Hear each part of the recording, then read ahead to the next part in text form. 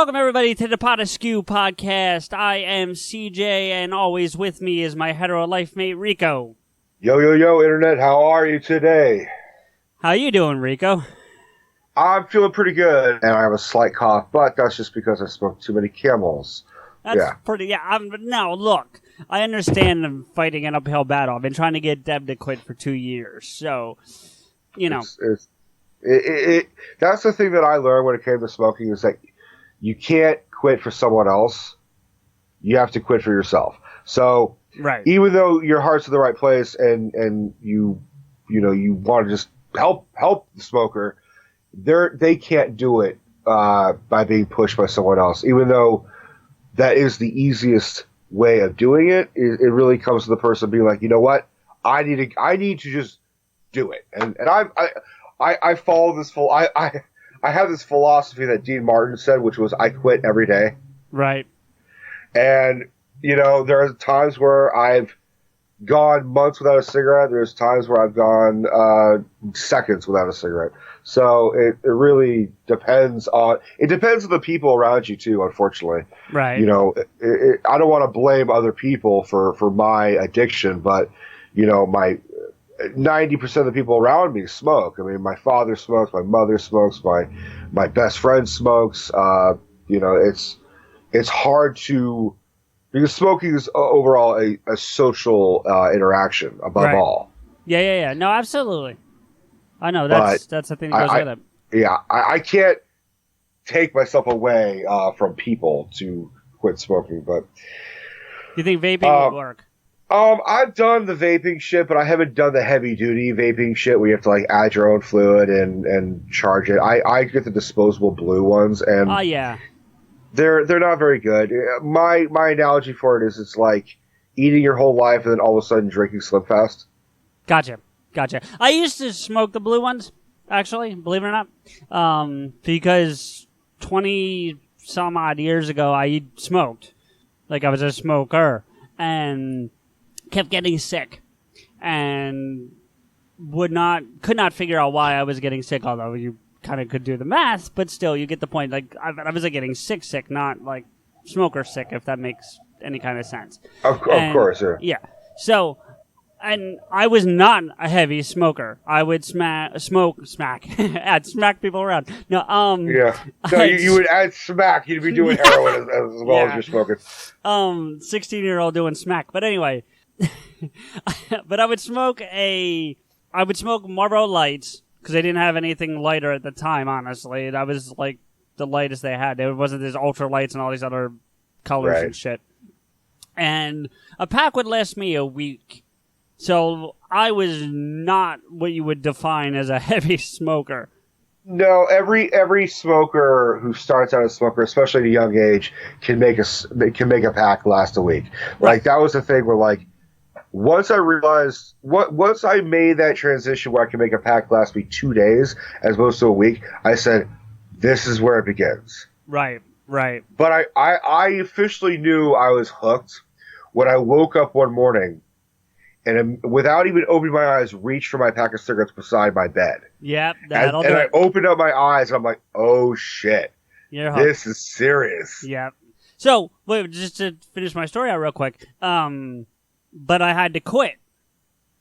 And the reason I had to quit is because, like I said, I kept getting sick, couldn't figure it out, and the doctors were doing all kinds of tests and whatever, and one day they called and said, we need you to come in. We think we know what's going on. I'm like, all right, well, let's go figure it out.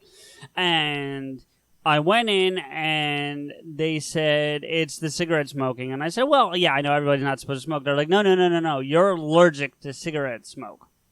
If you keep smoking at the rate you're smoking, you're going to kill yourself inside 6 months.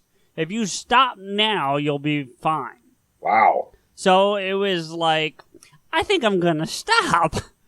Yeah, you don't get much of a fucking option at that point. You're like, well, I can die or I can live. Right, and so I stopped pretty much cold turkey right there, and I've been fine ever since, except the one thing that I always missed was it's going to sound worse than I want it to sound, but the oral fixation part of it, the putting the cigarette to my lips, pulling it in, and blowing out the smoke.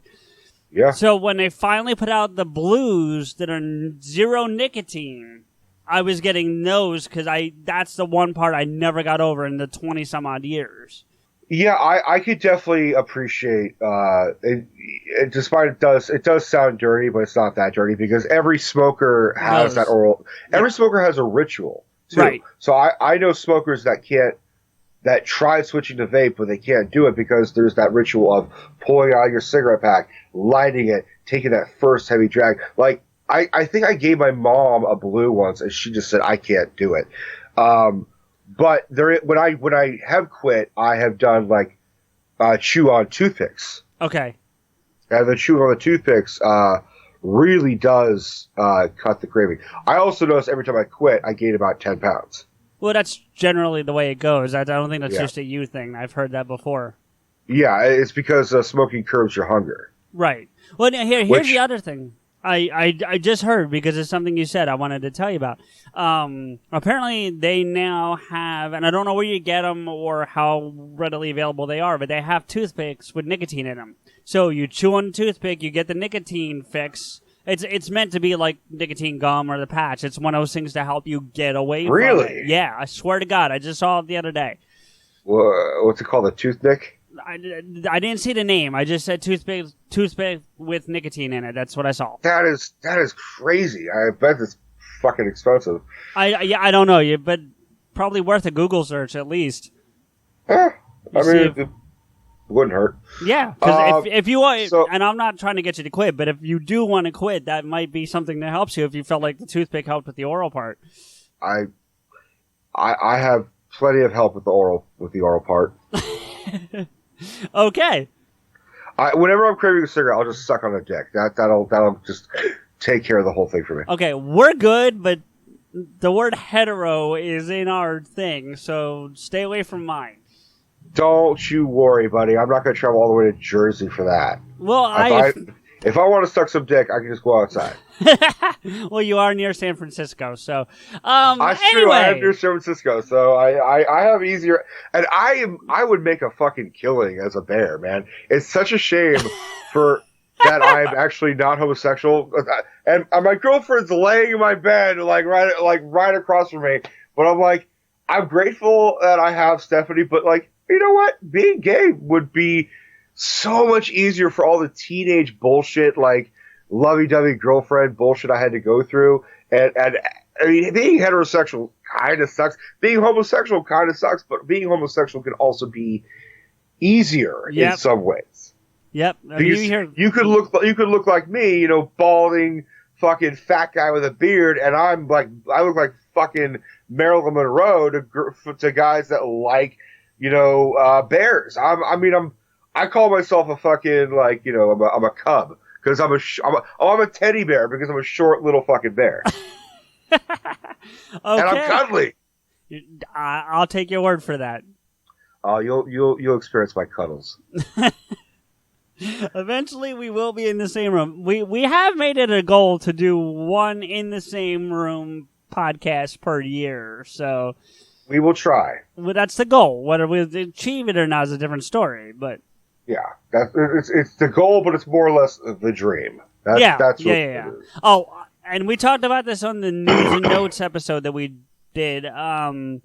We're totally doing the day after the bachelor party. I want that pod, and I'm almost saying we don't go to sleep when everything is over and just do it and see how fucked up it really is.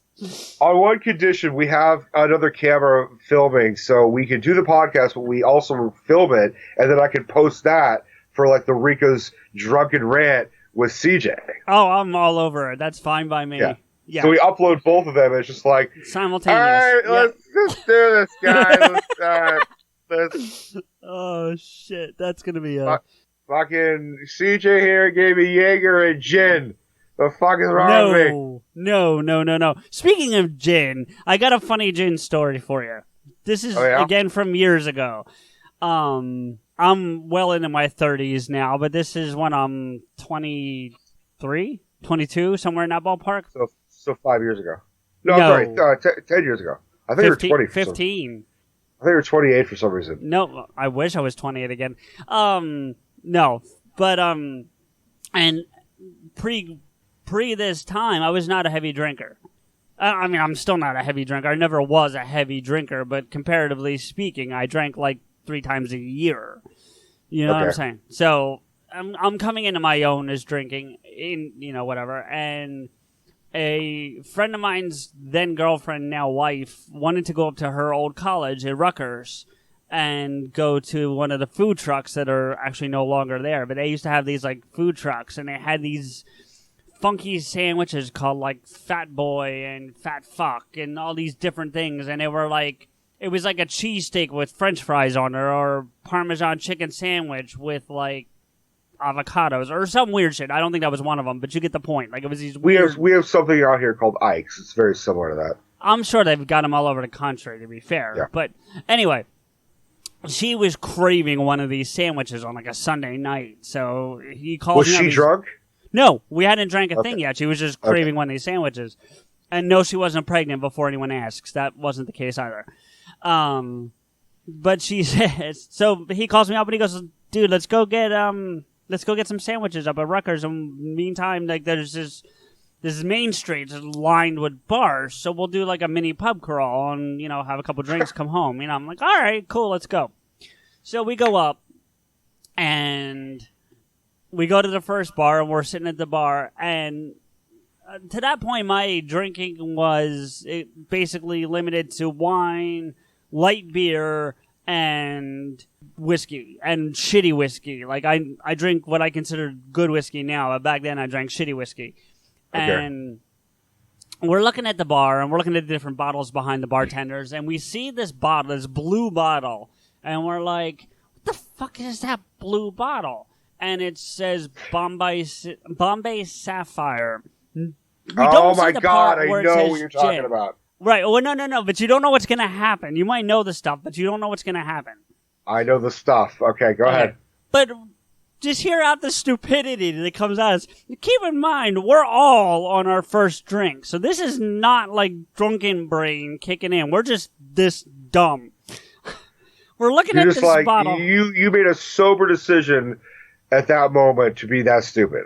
Correct. Well, I don't know if we made a decision to be that stupid. We just were. But we're looking at the bottle, and we're like, what the fuck is blue that they would serve? Not grasping the concept that the glass could be blue and the liquid inside would be clear.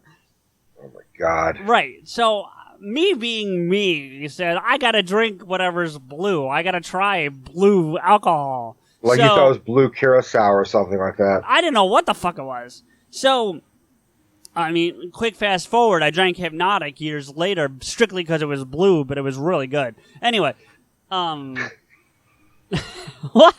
I'm just imagining you, like, going up to a blue lava lamp and just ripping it open. I gotta drink it, it's blue! I do have a blue lava lamp, but I've never tried to drink it. Anyway. Don't fucking drink the lava lamp. I will not drink my lava lamp. I love my lava lamp. Anyway, what? I'm just laughing at the absurdity of what the fuck we're saying. Go ahead. That's what's the beauty of it. Shit, we're both wearing Teenage Mutant Ninja Turtle t-shirts. How much more ridiculous? Yeah. Wait, stand up. Let me see. It doesn't have the logo. Oh, shit. No way. Yeah, I got mine from Loot Crate. It was one of my Loot Crate shirts when I had my subscription. Which, by the way, it's pretty cool. I don't know if it's worth the money they charge, but it's pretty cool to get something every month. It's like Christmas every month. Yeah, but not see, I got it at a discount because I caught it like end of the year and it was like 60% off or some shit. But for the regular price, I don't know that it's worth it. It's like $275 for the 12 crates. Yeah, I got mine for my mommy. Aww. All right, so let me hear this blue gin. Go ahead. So we finally realized that it is gin, but none of us had ever drank gin, so we didn't know how you drink gin. So I ordered a shot of Bombay Sapphire. All right. And I did the shot of Bombay Sapphire. Yeah. And my teeth went numb. I literally sitting at the bar, tapping at my teeth, going, I can't feel my teeth. And that's my story with gin.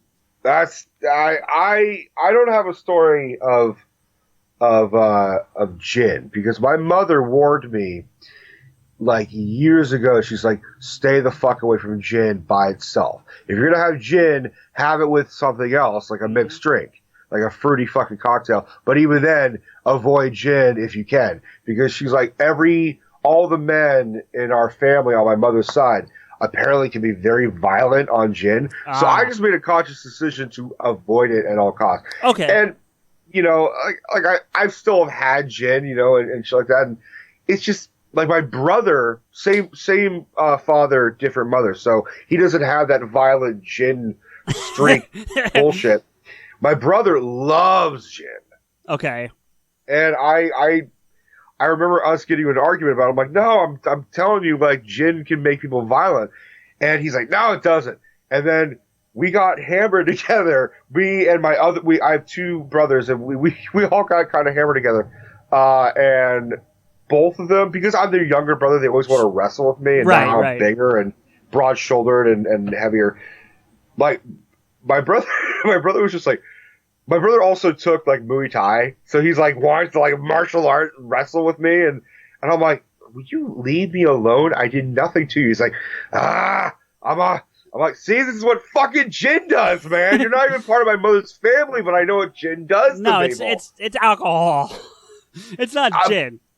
Well, gin. I've seen people. I mean, tequila for sure. I will never touch that shit. I've never had it, and never will if I can help it.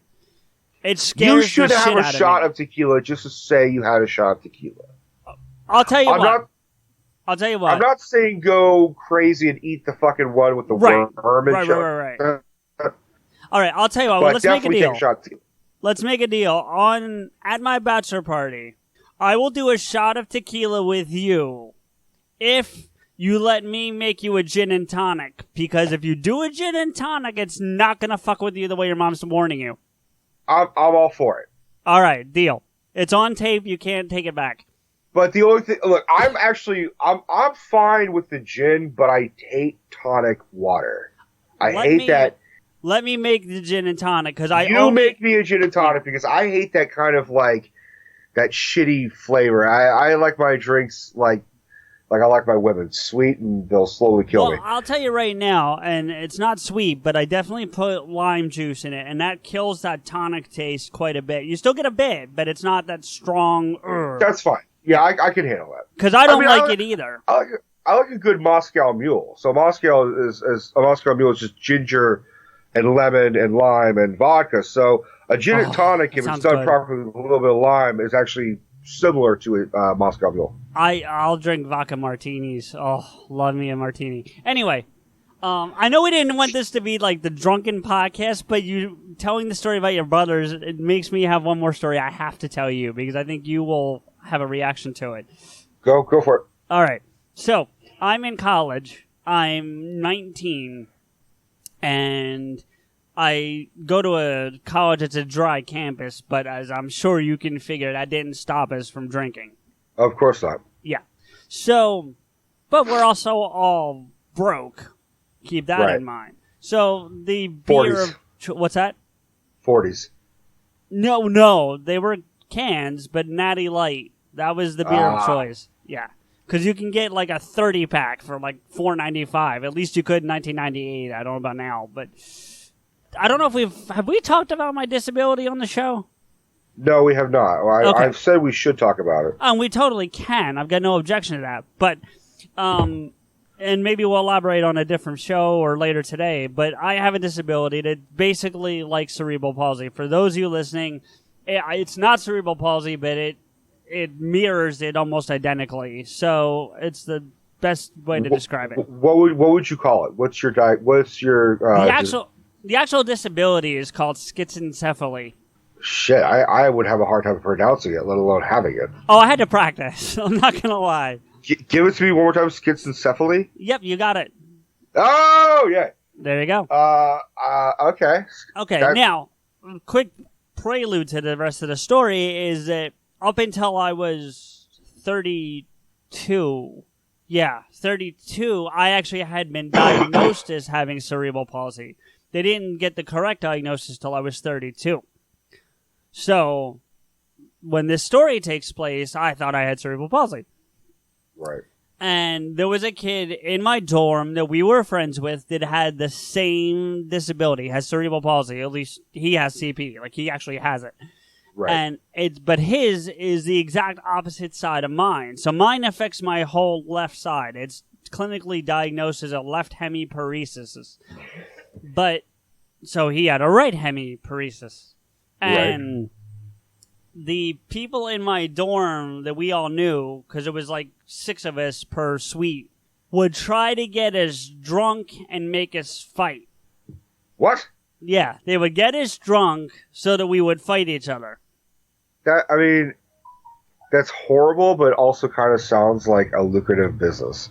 Well, there was no... I mean, the only lucrative part of it for me was I never paid for beer. I got drunk for free, so I was okay. And I never succumbed to fighting the kid. He would get all hostile and start screaming in my face and shit, and I'd be like, dude, you need a search. Go away. You know, like, that would be the extent of my retaliation. And in the meantime, I'm getting drunk. Grandpa fight! Yeah, I mean, it was great. People hear that story and they're like, those fucking assholes. I'm like, I got drunk for free. Why do I care? Oh man, your story is straight out of South Park. There's like a whole episode where like fucking Timmy, fucking like there's a new kid who actually has cerebral palsy. Jimmy comes to the neighborhood and they're just like they don't like each other because they both are disabled kids, and like Timmy's like, I was a disabled kid, now you come along, and they start actually beating the shit out of each other. One's in a fucking like automatic wheelchair, the other one's got the crutches. Yeah. And Carmen runs around to like random places, runs into like a safe like a shopping store, and just like yells, "Grab a bite!" No, that's funny. You know what though? The funny part is, like, you said these, and I know it's a show, but you said they didn't like each other. This kid and I liked each other. The only time the hostility came out was when he would start drinking. Was it gin? No, it was Natty Light. Ah. And occasionally, Captain Morgan's. That was the other thing that would come out from time to time. God, we all drank terribly when we were younger, didn't we? Oh, we were all totally. Just, like, drinking whatever the fuck. God, totally. I've got some fucking horror stories of my own. But they're mostly like my friend and I, and I can say his name. He's fine with me saying his name. My friend Michael and I, we would get hammered together. We were very young, and because I look way older than my actual age, because I'm 26, I'll be 27 next month. I look older than CJ. Yeah. Like I look older than you because I'm losing my hair and I have a deeper voice, but that was always the case for like ever. My friend Michael, really tall guy and super intelligent, is only 6 months younger than me. Doesn't have can't grow facial hair very well, and always kind of has a youthful look. So I was always the one responsible for buying the alcohol and cigarettes when we were like 15 years old. So I didn't have a car, I didn't have the girl, but I could get us booze and smokes. So this one time we got fucking hammered beyond relief, and we stumbled out of his house, and it's night, we were smart, we were smart for being stupid, but we were smart. And we stumbled to a nearby park that had like play structures and swing sets and shit like that. And I got on one of those rocking horses, which has the thick wire spiral. Yeah.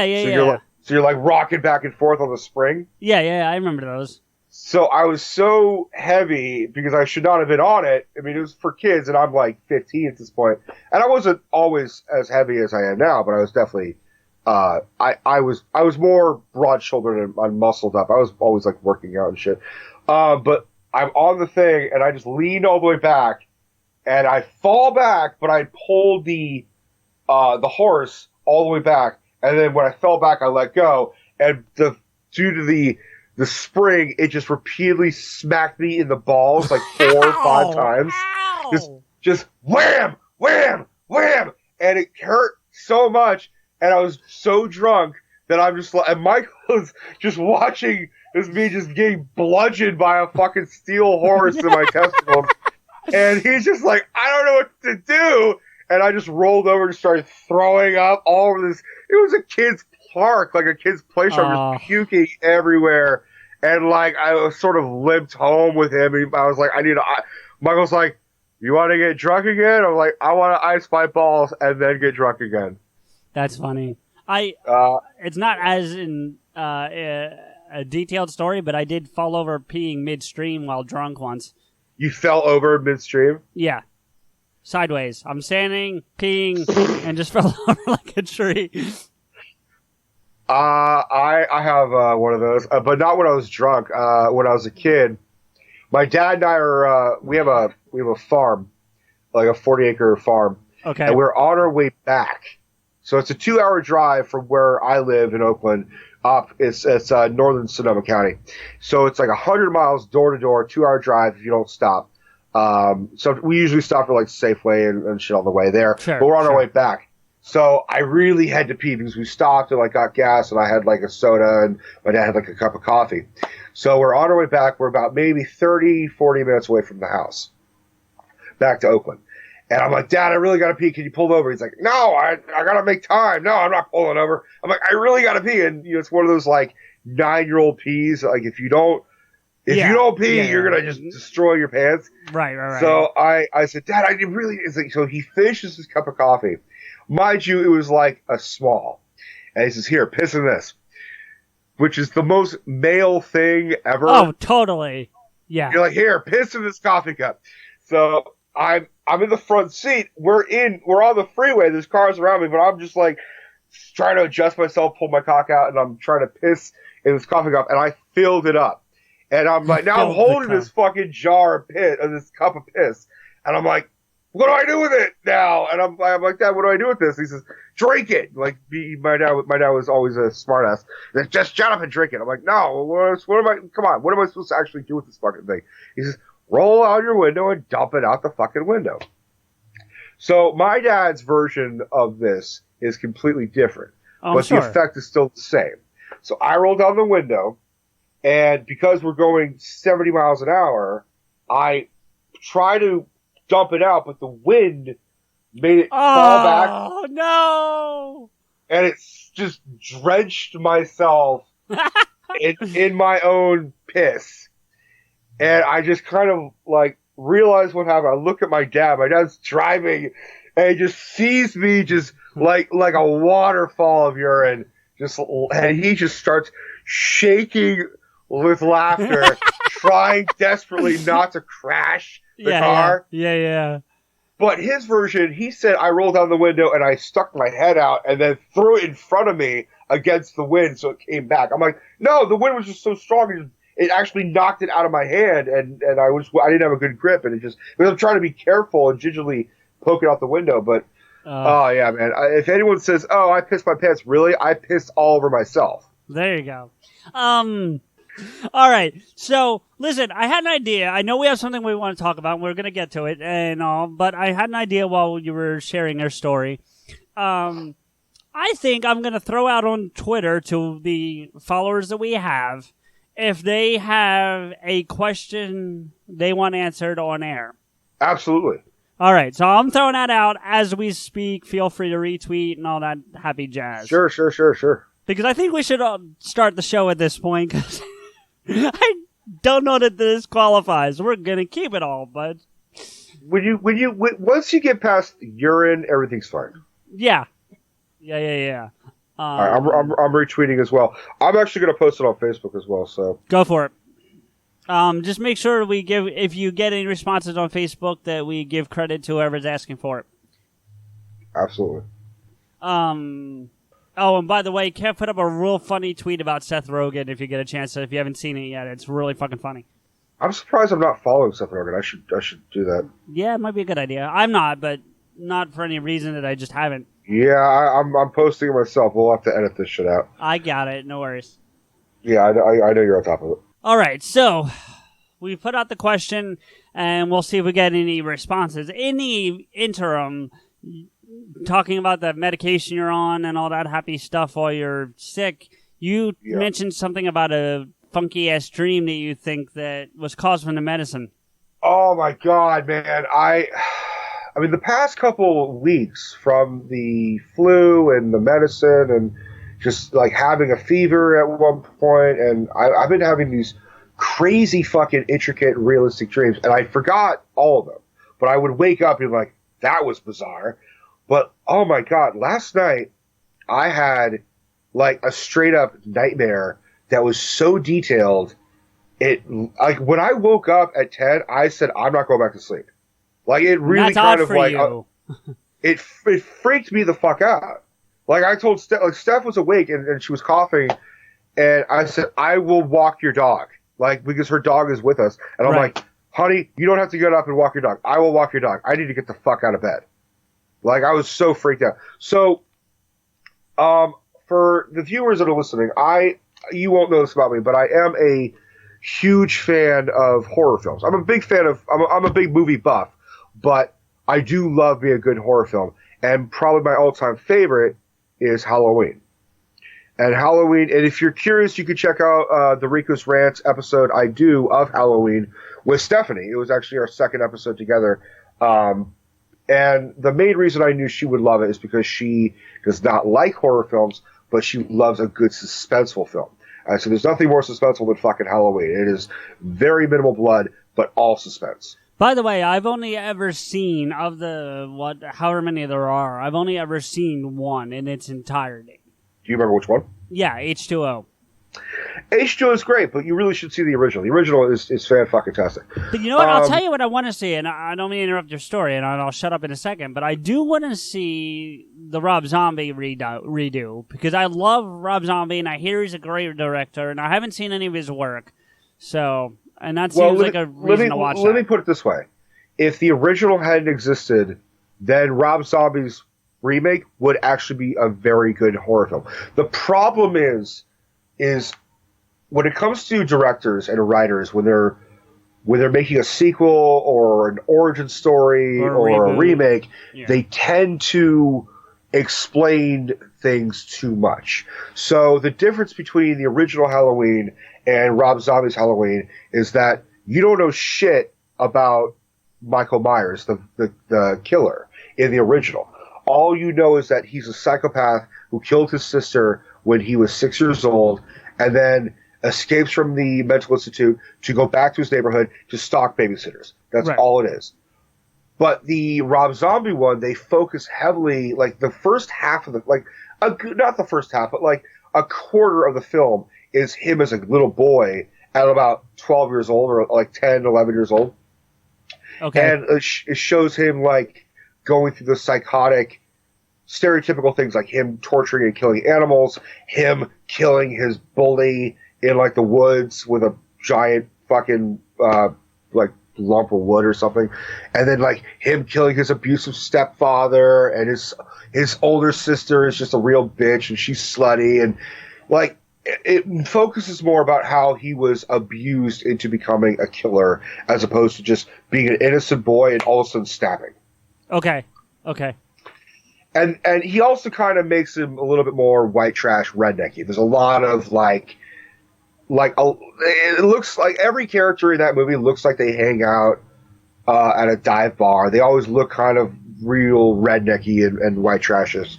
Right. Well, to be fair, and I haven't seen, like I said, I haven't seen his work, but I've seen the still shots of Devil's Rejects and House of a Thousand Corpses, and they all kind of look that way too. So I think that's just his thing. They all kind of look like Rob Zombie in a way. Because Rob Zombie is very bearded and long haired and kind of grungy looking. So it is semi-autobiographical. But I would argue that it's even scarier the fact that it's a little boy who's innocent, grows up in suburbia in a nice, quiet little neighborhood, and then snaps. That's more scary for me. Oh, totally. Someone who, and that's why when they something like Hannibal Rising, when Hannibal eats people because his sister was eaten when he was a little boy, and blah blah. Do we really need to see the whole reason why they are who they are? Do we need to find out why Hannibal Lecter likes to eat people? No. Sometimes not knowing is scary enough. True. So there is going to be a new Halloween film coming out this year. No, Rob Zombie has nothing to do with it. Okay.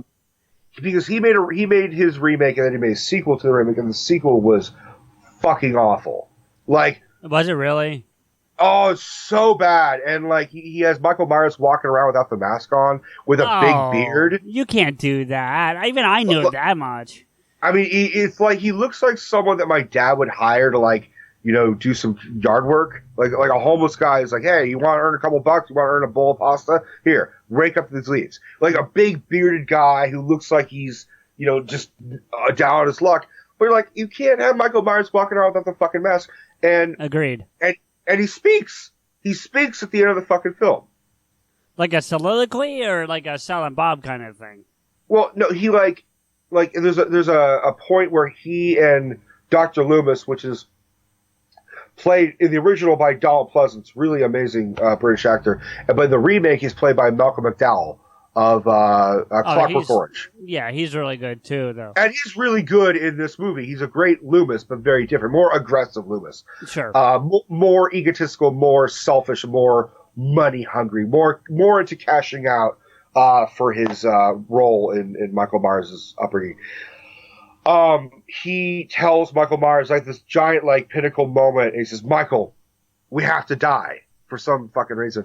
And then Michael rips off his mask with his beard and his long hair and yells, "Die!" and stabs Dr. Loomis. And you're like, wow, 30 fucking years of being silent and he says, "Die." Like, well, okay, I mean, I'm not going to argue for it, but back to my question, it's more of a Silent Bob kind of thing as opposed to like this. Yeah. But even Silent Bob said fucking more than Michael Myers. I mean, well, no, I get that, but the point is, it's not like a speech or a whole scene of dialogue. It's so it was one word. I mean, they'd had ideas of whether they should have Michael Myers speak in certain sequels, and like ultimately, honestly, the idea is never let him speak. Let him speak when he's a child, but never let him speak when he's an adult. Because once you let him speak, it ruins the magic. It's like hearing. You know, it's like hearing Charlie Chaplin's little tramp character speak. You don't want to hear that. Right. And so to tie it back to other episodes we've done, would you say that him speaking is the equivalent of the issue you had when they put the no in, was it Jedi?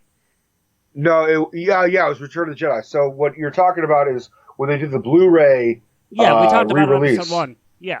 Yeah, for the episode of Star Wars, I talk about one of my biggest beef with the re-releases is that Vader, when Luke is getting electrocuted by the Emperor, spoiler, Vader is looking back and forth, and it's very silent, and you can hear the struggle in his head without hearing anything, going back and forth between the Emperor and Luke, and which side do I choose?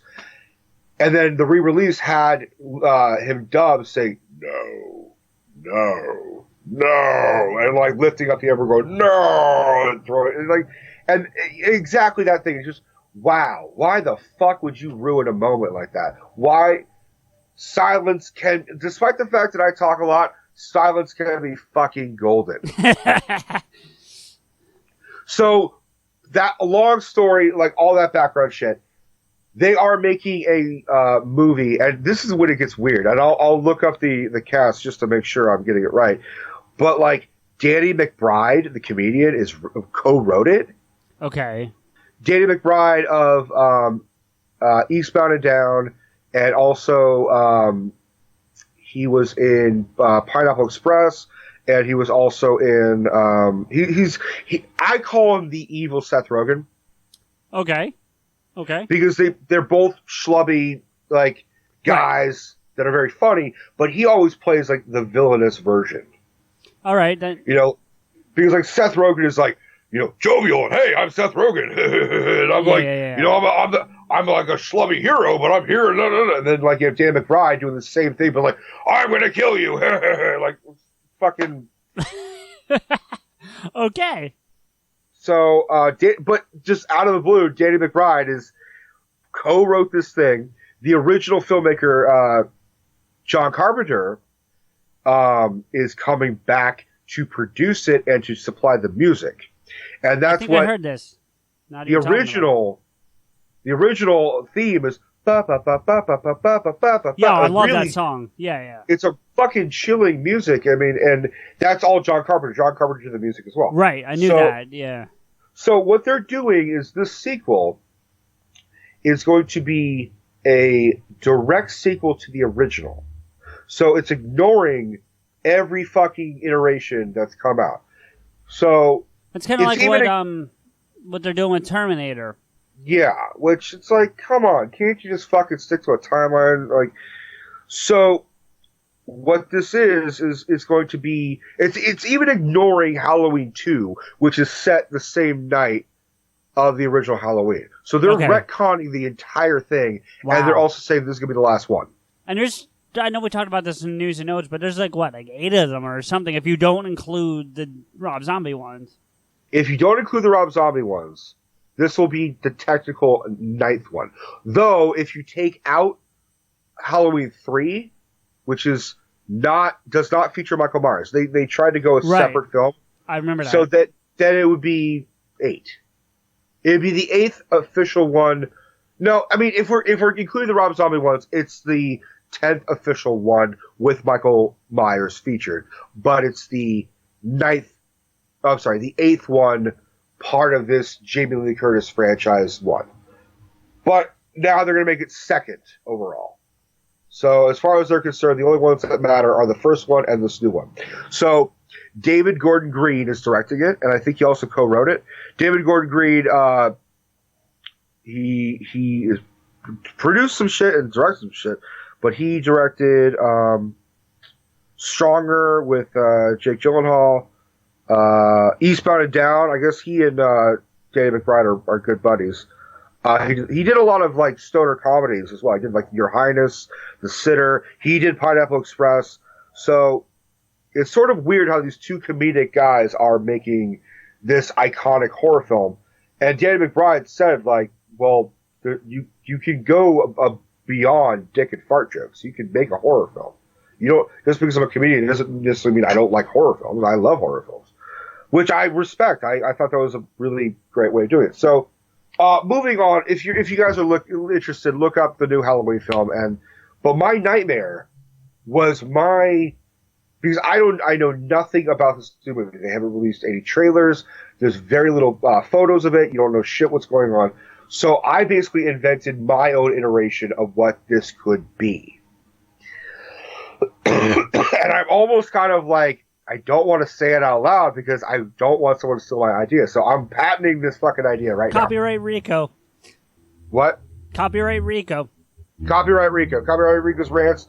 Copyright PodAskew. So what it is now, as you know, nightmares are all over the place and dreams are all over the place. So it jumbled around, but I never saw myself. So I was POV. Okay. I was essentially the camera in the film.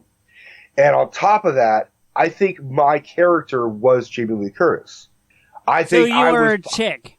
I think I was Laurie Strode. I think I was a chick in my dream. Did you have a nice rack? Oh, Jamie Lee Curtis is amazing. No, I'm not asking about her rack. I'm asking if you had a nice rack in the dream. I already have a nice rack in real life. I don't need a good one in the dream. All right, go ahead.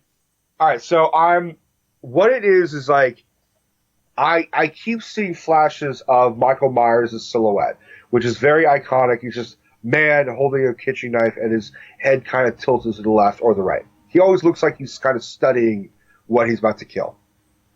So my nightmare starts with me for some reason at a shopping center. I think it was like Safeway, which is out here. I don't know if it's out in Jersey, but we have Safeway. I think there are smattering of them, but they're not like everywhere.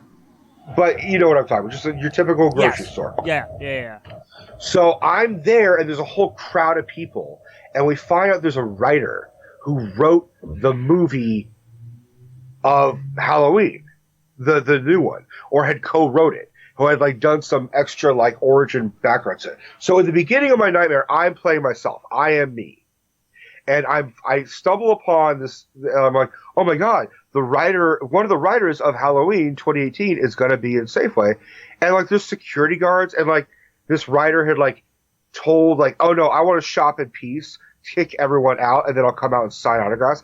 It was such a bizarre dream because like in my dream she was like the writer or director of whoever did Room, not The Room, but Room with Brie Larson. Okay. And I don't even know if Room was directed or written by a woman, so I have no. It's just all of a sudden like that's where my mind went, and she was pregnant. She was like heavily pregnant, which was also another throwback because in my dream she like won when she won her award for Room or whatever, if that even happened, she was pregnant on stage. I'm like, I don't think that's ever happened where someone's pregnant getting their award. Although I think Natalie Portman did actually. You want to yeah, she got her Oscar when she was pregnant. Do I want to what? You want to know who wrote and directed Room? Because I've got it. Go for it.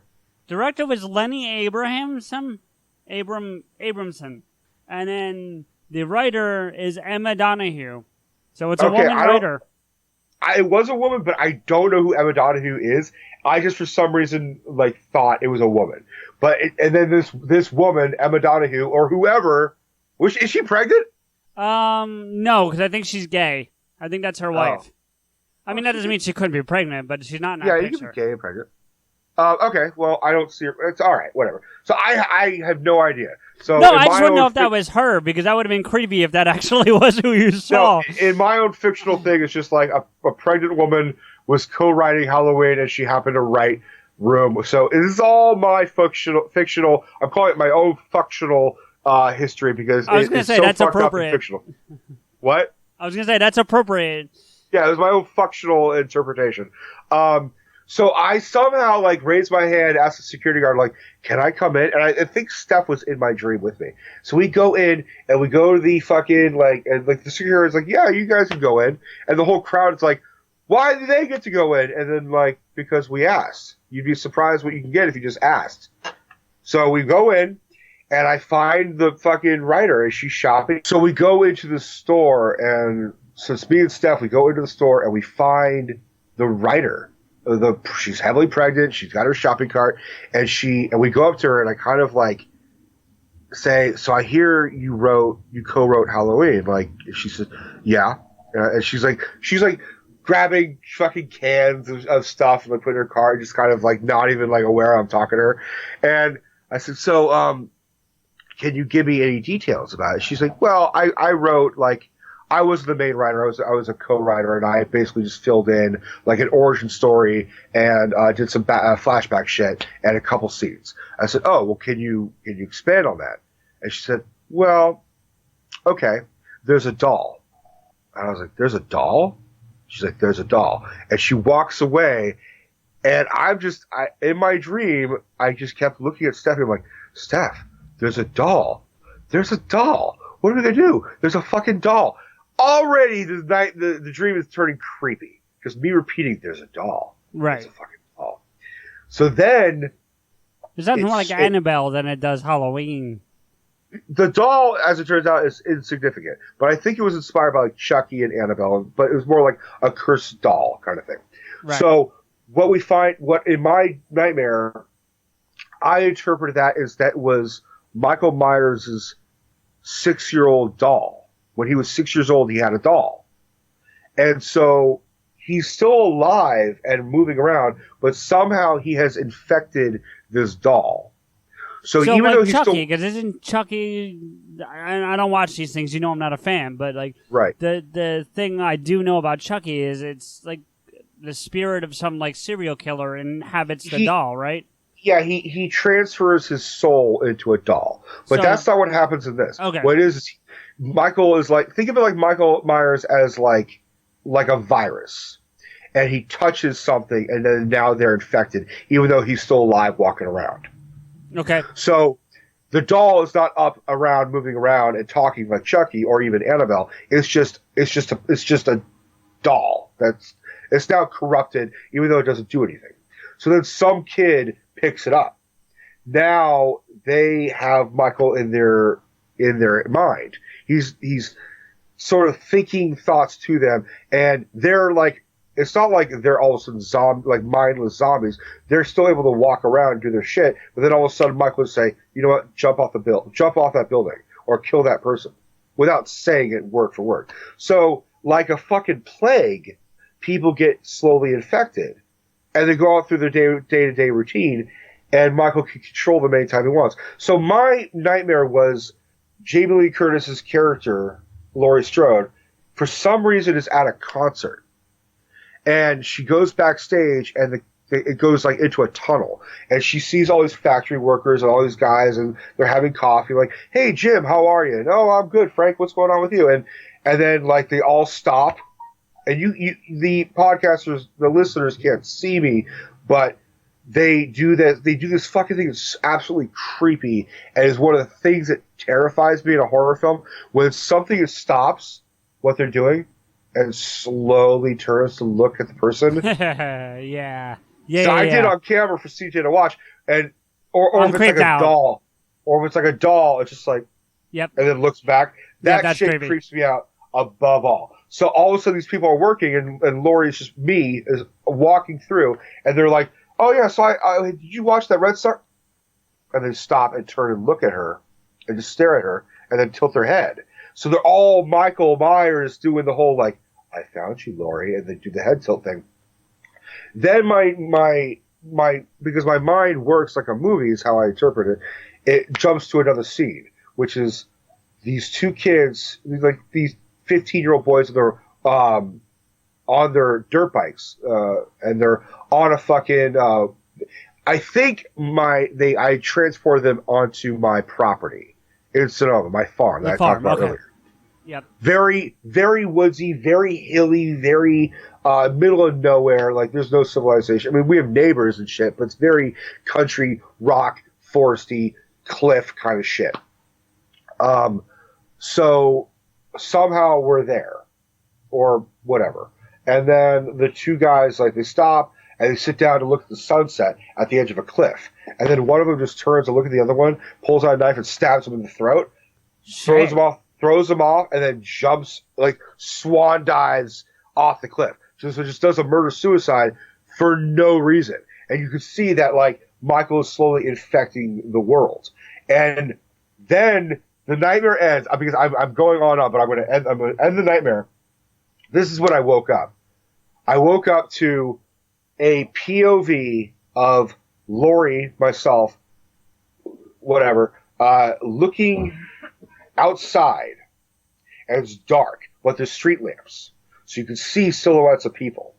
Okay. And she's in her house, and she looks like the camera is her POV, so the camera goes out, looks outside the door, and sees this wide street with streetlights, and you see Michael Myers standing, and he's just standing like 100 yards away, but he's looking at you, and you're looking at him, and then in my dream I could hear my breathing. Like I'm breathing really quickly. I'm like panting. Yeah, I got palpitations and my heart's racing. So I'm going, not doing that. I'm not coughing. I'm going, and then the camera pans to back inside my room, and then pans outside the door, and then you see like a couple other people, and they're all sort of staring out. They're all sort of scattered, and my breathing gets more erratic, and I go back to looking inside my house. I look outside again, and I see a whole fucking army. I think I froze. No. The camera froze on my end, but okay. No. So it does you see a whole fucking mob of Michael Myers possessed people. And Michael Myers just in the front, and they're all doing the head tilt thing, and they're all like just slowly start walking towards me. And that's when I wake up. I wake up to Steph coughing her lungs out, and I'm like, I will get the fuck up and I will walk your dog right now. I'm telling you, dude, we can't put this episode out. We can't put it out. Why? That's $1 million idea right there. That's a movie. We need to shoot that fucking movie. Fuck telling the story. We need to shoot that movie. I would see that movie, and I don't like those kinds of movies.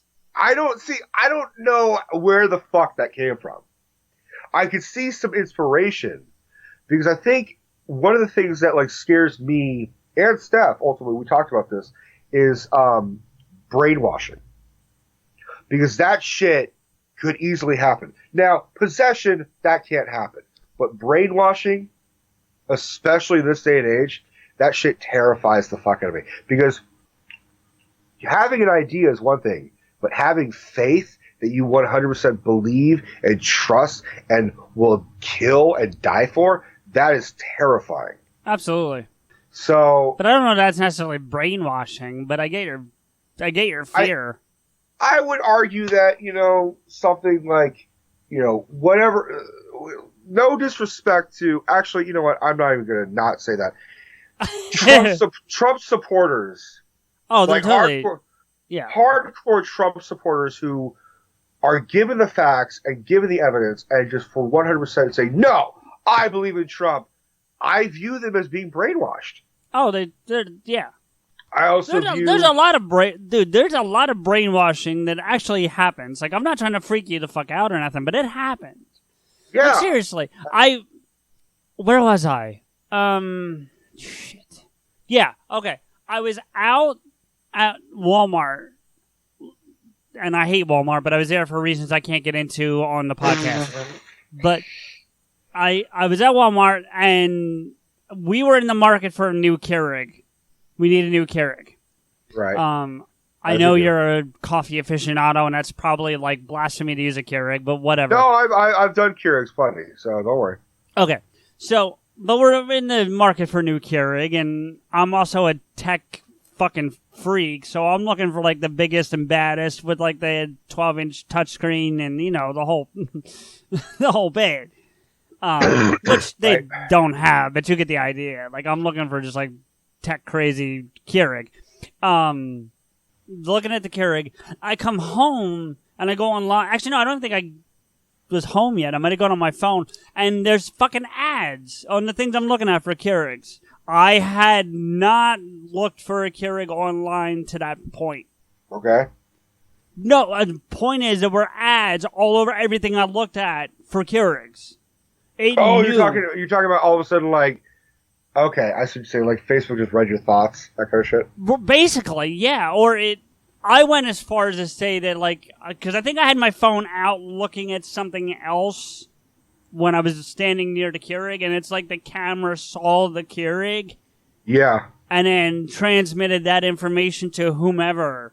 I wouldn't disagree with that. That's... Like, I'm not trying to sound like a conspiracy theorist, but I mean, and people have admitted, people meaning like people at Twitter and whatnot, that they do have an algorithm that if you start looking for things like Black Panther, the movie, that you're going to see, Marvel shit and whatever. You know what I mean? So they admit they do that stuff, but the fact that I had not looked up Keurig online as of yet, that was kind of scary. That's pretty scary. But I mean, like Trump is one thing. Imagine if like a straight up serial killer, who did not deny, like we all know I'm a serial killer. I kill people. You just haven't caught me, and he just gets a whole like nation of followers. Well, I mean, think about it, Charles Manson. Think about Charles Manson now. If he had started what he did in the '60s now. Because his thing, now we all both know, and everyone listening should know, he's passed on, like 6 months ago at this point. I wouldn't call him passed on. I'd say he was fucking, I'd say he's dead. He should be. All right, passed on sounds like, oh, well, he passed on. No, Charles Manson fucking died. He should have died years ago. All right, good. The point is he's not living. But he, up until his death, proclaimed his innocence because... And this is true. This is proven written fact. He never shot, stabbed, or anything. He didn't do it. He convinced all these fucking people around him to do it. Now, he went to jail as the mastermind, as he should have. So I'm not saying he wasn't guilty of something, but the point is he never did that. Can you imagine if he had the reach of Facebook or Twitter or social? That's my point. Yeah. Like, that's to your point about a serial killer. Like, I mean, you get someone like Charles Manson or David Koresh or one of those guys to have that kind of reach. It's hard, man, because I try to look at this world as like, we are good people and we just have some bad eggs, but I honestly, like, I have faith in humanity, but I don't have a whole lot of faith in humanity, because for every Barack Obama, there's a Donald Trump. For every cop who saves a kitten and actually saves the family and risks his life, there are cops that will get trigger happy and shoot a black guy walking around his backyard. Right. No. Yeah, there's good and bad people everywhere, but at the same time, it's like I don't have a whole lot of faith in humanity anymore. I have not, especially during this last election. Yeah. I have lost a lot of faith. But I've also gained a lot of faith for the opposing side. Like, true. The Me Too movement, all the kids that are rising up against guns. I mean, the best thing about this election is it shows the worst of people and the best of people. And that's the greatest thing, is that even certain Republicans are like, we don't even fucking like Trump. Yeah. Oh, and by the way, so you brought up something that we probably should have brought up. We're recording this Sunday after the shooting in Texas. Yeah. Thoughts and condolences to all the family and friends and anyone affected by that horrific bullshit. Yeah, I even feel bad saying my thoughts and condolences. I mean, I'm not going to say my thoughts and prayers because that's to do shit, but we are definitely we are with you. We that's feel my bad. Point. Yeah, totally support you. I mean, but I asked my dad this, which was I wanted his opinion, and he really didn't give me an answer. But I'll ask your opinion, please. The kid who shot up the school recently. Yeah, it's hard the to keep one track. in Texas is that the one? The one okay. Yeah, yep. Santa Fe. He stole the gun from his father. Yep. And was it gun or guns? Was it plural? I honestly do not know. I have not heard either way. So his father was very much a Second Amendment person, and very much pro-Trump, and very pro-NRA, and very pro-conservative and Republican, and I don't know this for sure, but I'm guessing probably very pro-Christian. And, because they all go hand in hand, Republican, Christian, gun nut. Generally speaking, yeah. There's exceptions, but yeah, generally speaking. So, should the father go to jail? Well, okay. So, I'm glad you asked that question, because, all right, I'll preface what I'm about to say with I watch a lot of Bill Maher, Real Time with Bill Maher. I love that show. It's the primary source of my news. I mean, I have other sources. I watch MSNBC and all that kind of stuff, but for the most part, that's where I get my news. One of the people on the panel said that that the father should be prosecuted because he didn't protect his gun. Like, it's his job as a gun owner to make sure it does not get into the hands of someone who's going to use it badly, whether it be his son. It had nothing to do with the fact that it was his kid. It was if I got his gun and shot somebody and killed them, that he should be prosecuted for not having his gun secured. And I agree with that. So whether it was his son or me or you or Joe Schmo walking down the street, if they got this guy's gun and killed somebody, the person who pulled the trigger should definitely be prosecuted, no doubt about it. But he should also be prosecuted if, and that's important, that he did not properly secure the gun. I see what you're saying. I don't think he should be punished for. I mean, you could put a gun in a safe, and someone can crack the safe. Well, you shouldn't go to jail because someone broke into a safe. Okay, but see that. Wait, I'll let you finish your point. I don't mean to interrupt you, but to me, that's properly securing the gun. So if he put it in a safe and someone breaks into the safe, that's one thing. So you do an investigation, just like anything else. Right, but if he just had a gun in his closet. That's ill-advised and stupid, and he should learn a lesson. He should serve a full-term sentence, like the shooter itself. Yeah, not a murder sentence, but like an accessory. An accessory to murder. He's an accessory to murder. Yeah. But I would say that, especially because it is his son, the son was. It starts at home. The Totally. son didn't learn bigotry and hatred and how to fire a gun and where to find a gun and how to kill people as efficiently as he did without someone like his father. Sure.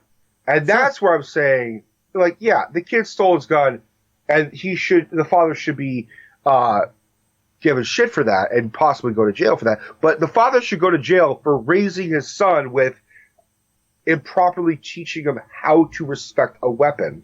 Well, but that's... And basically giving him the okay that, like, oh yeah, go ahead and kill someone. Well, but see, that's... And I mean, while I get your point, and yes, you're right, it does start at home, but just because... I don't know anything about this father. I know nothing about him, but let's say... This is pure speculation. Right. And I just want to say that, though. Like, I'm not... This is pure speculation, like you said. If he's not saying to the kid, you know, these people need to die, and this, that, and the third, but he does show him how to fire a weapon responsibly. Like, I know people that have guns that teach their kids responsibly how to use a gun, but they're also not, you know, idealistic bigots, so that person's not going to go then take their father's gun and go shoot down a high school. You know what I'm saying? So my point... I agree with that. And my point is that if he's not... Even if he's a Trump supporter, it doesn't necessarily mean that he is a bad or evil person. Like, a lot of them are not good people, but I know some, and I know they're good people. They just don't... And I don't even know that they're Trump supporters, but they were anti-Hillary, if you want to talk election. So the choice Which means they're anti-woman. Well, that's a whole nother thing. The issues that I know they had with her had nothing to do with her being a woman. I'm not going to... Look, I voted for Bernie. Until it got to her, it was like when it was down there, Trump and her, I voted Bernie. I wanted Bernie. I'm not going to lie. That's who I was going for. Absolutely. I voted for Bernie. Okay, so when Bernie was out, I won Hillary. But to be fair, I didn't want a woman president following Obama. Had nothing to do with Hillary or the fact that it's a woman in the sense that I don't think a woman should run the country. I'm all for a woman president. But you saw what Congress and the Senate and all them did for 8 years trying to just stop everything he was trying to accomplish. And I thought we're just in for 4 to 8 more years of the same. We needed something more, I hate to use the word, but traditional to kind of reset things. Now, we didn't get that because we got Orange 45, but, you know, we... Captain Cheeto face. Yeah, I mean, we have what we have, and it is what it is. But I didn't want Hillary for that reason alone. If there was a spacer between Obama and Hillary, I was all for it. So it had nothing to do with a woman. It had to do with the fact that nothing was going to get done because they were going to be fighting her because she was a woman. I agree with that. You know, and also she was a Clinton. She is a Clinton, so... Right, and that's the other thing. Like, and I liked Bill. I didn't at the time he was in office. I didn't like him when he was in the office because I was young and stupid and didn't know any better. But as I came into my own and got smarter, I realized he was probably one of the better presidents we've had. All right, so he got a blowjob in the White House eating a pizza and smoking a cigar. Fuck it, who cares? Yes, it's adultery, and that's not great, but shit. Look what Kennedy did. Yeah, I mean, they always forget to bring that up. Like, Kennedy was fucking Marilyn Monroe. Everyone was fucking Marilyn Monroe. Everybody was fucking Kennedy. He was fucking like 6 at a time. Dude, I know so much about this. Like, if you want to go deep cuts, like, Kennedy was fucking the same woman that a mafia member was fucking. Yeah, I mean, that's the point. And I don't know if I want to go deep cuts today. We can do one, but I don't know about today. We can do a whole, like, Kennedy thing at some point. But you know, like, the point is that, like, he's not the first president that I'm sure has cheated or done something sexual in the White House. He's the first one that maybe got caught.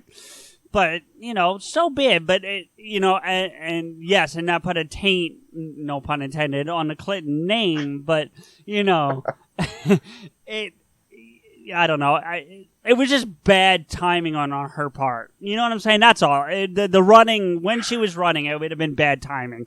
But I certainly didn't want Orange 45. Not at all. I didn't want this guy. I was begging people. And I would talk to people and be like, look, Because I knew people that were like, I don't like Trump, but I hate her more, so I'm going to vote for him. And I'm like, no, don't do that. Don't vote at all. But... Yeah. Well, that was the most frustrating thing. Was like you said, people were like, well, she's the lesser of two evils.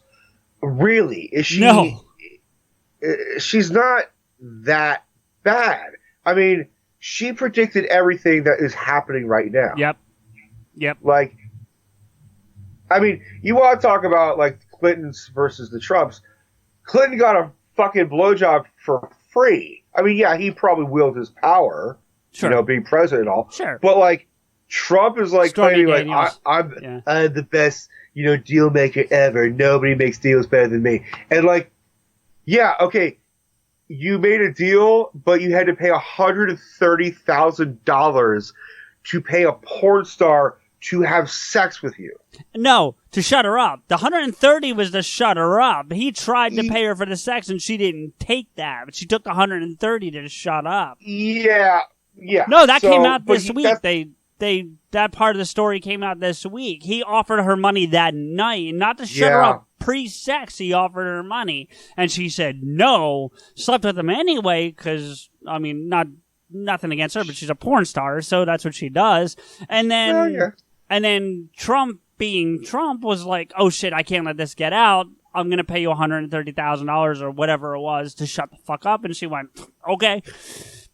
So and here's the thing. We're wasting our breath about this douchebag. No. Here's the thing. Are we at all surprised? I'm not surprised. I'm not. You gotta remember something. Hold on a second. And this goes back to a little thing we've been doing on Twitter that's been fun. I'm New Jersey. I'm South New Jersey. And that's where all his fucking property is. And they're all shutting down. The Taj Mahal's gone. The Trump Tower Casino is gone. They're all gone. And it's not because he's president and he's not supposed to have any businesses. They were shut down years ago because Atlantic City's going down the fucking toilet. But right. Yeah, I've been dealing with this douchebag my entire life. Every single thing that has come out, we're just not surprised. Like, remember with the eclipse? Oh, and you looked at it? Before we had the eclipse, everyone's like, I bet he's going to be so stupid he's going to look at the fucking sun. And he fucking did it. And he fucking did it. How fucking stupid you can hear people in the background be like, Mr. President, no, don't do that. Like, how fucking stupid you have to be to look straight up at the eclipse when everyone says don't do that. Like, and we were not all surprised. We're all like, he's going to do that. He's 100% going to look up at the fucking eclipse. The thing I'll say... Well, all right, before I say that, the other thing that was funny, there's two things that were ironically funny, but not funny to me that I noticed. One, have you seen the video of him trying to hold Melania's hand? Oh, yeah, she slaps it away. No. Okay, there's that one, too. I forgot about that one. But no, there's one where... She does not want to touch him. No, right. Well, but there's one where the president of France had come to visit the White House. And they're all standing up on a stage or podium area, whatever, it doesn't matter. And he does that thing that a lot of husbands will do to their wives when they're standing next to each other, where you kind of take your pinky and maybe your ring finger and try. Yes. And he tries like 4 or 5 times, and she's having none of it. There's that, and then she was in the hospital this past week for like kidney failure or some shit. Melania was, and he didn't even go. Didn't address it, didn't do nothing. Like, it never happened. Well, here's the thing. Like, yeah, I 100% believe Melania is desperately trying to avoid being with him. I don't think he's fucking his daughter. I think she's been unhappy for years. I think also she probably has been abused. Oh, sure. But at the same time, she's also a horrible fucking person. Okay. Oh, why? I'm not arguing against it, but why? Because she was also right up there with the whole birther movement, which Trump started. She was saying, like, Obama needs to show his birth certificate. Okay. And she's clearly an immigrant, and she's like, I'm an American citizen. Like, okay, yeah, you're an American citizen. Why can't he be an American citizen? And it's only doing that because he's black. You're only saying that because he's black. No, totally. But let me throw a quick scenario at you, and if you still feel the way you do, I'm not going to give you shit about it because I'm not saying you're wrong. But think about it from this perspective, right? Okay. Like you said, she's an immigrant. She comes from a pretty shitty background in terms of where she comes from and who she came from. I'm almost, and it's going to sound like I'm making a joke, but she's practically a mail order bride for him. You know, if she fears that she's going to go back, you think she's not going to say whatever he wants her to say? I think, no, because the difference is that she didn't find her in, where the fuck she's from? Slovenia. Slovenia, right, yeah.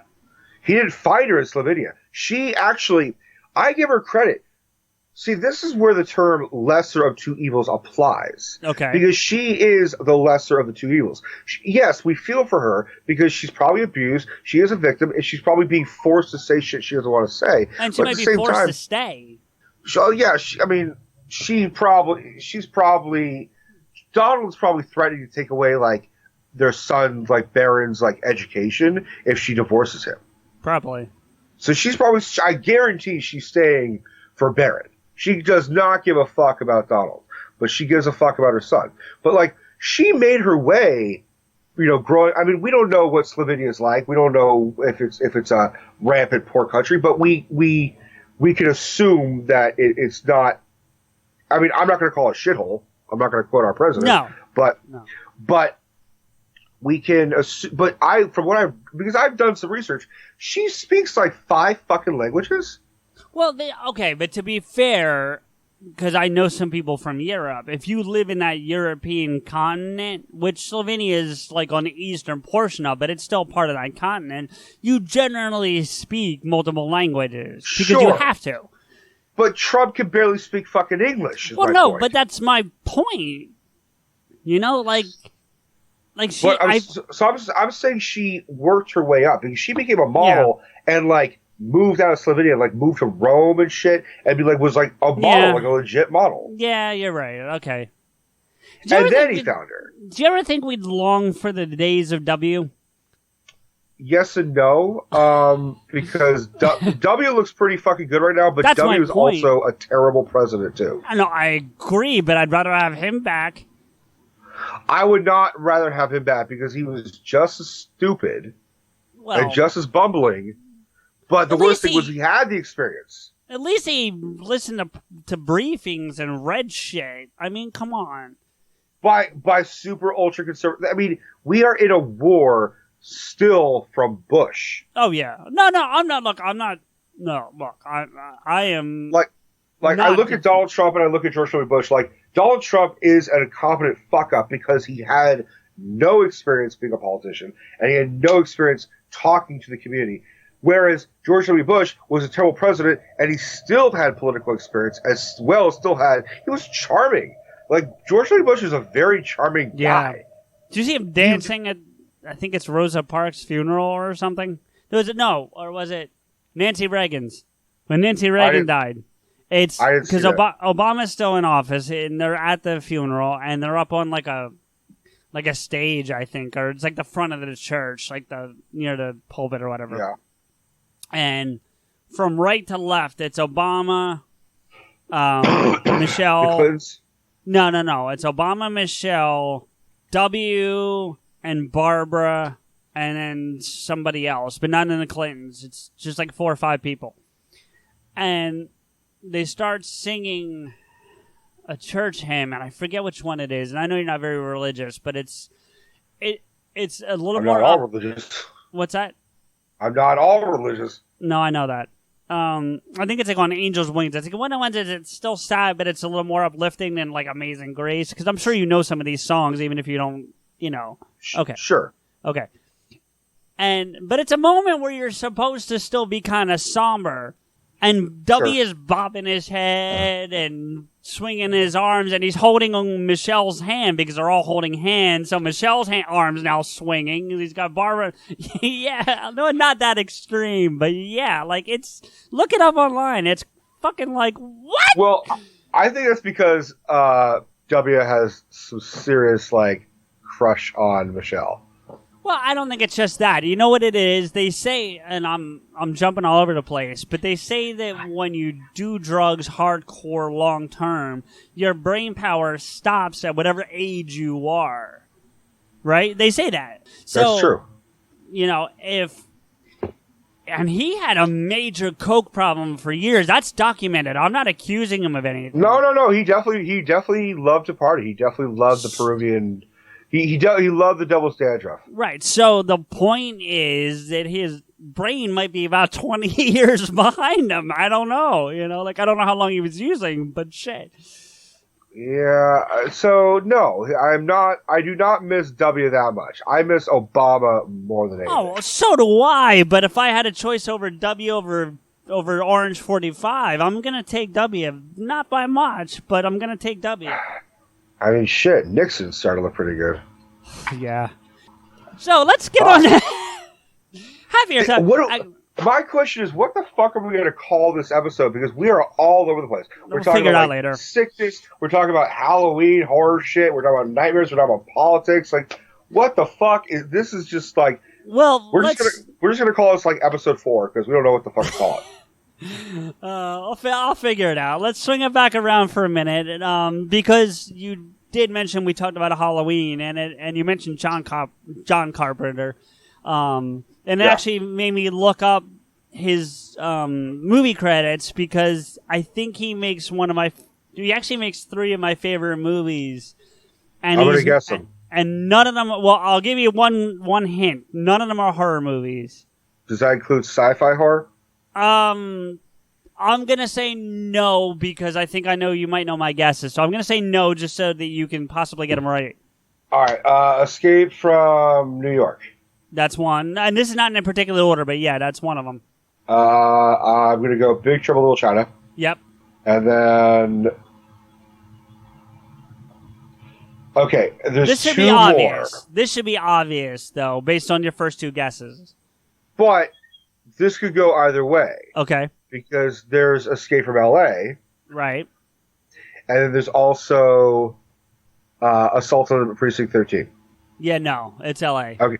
That's what I figured. Yeah. So I was like, it's one or the other. Because if you haven't seen Halloween, Halloween would be up there for your... Yeah, no, it's so you got them right. It's Escape from New York, Escape from L.A., and Big Trouble in Little China. And if I was going to put them in any kind of an order from favorite to least favorite, and I'm sure you're going to crucify me for this, it would probably be Big Trouble, Escape from L.A., Escape from New York.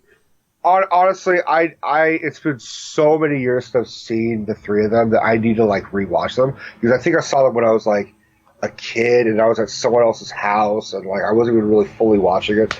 But like honestly, if you watch the first Halloween, I guarantee that'll be on your list.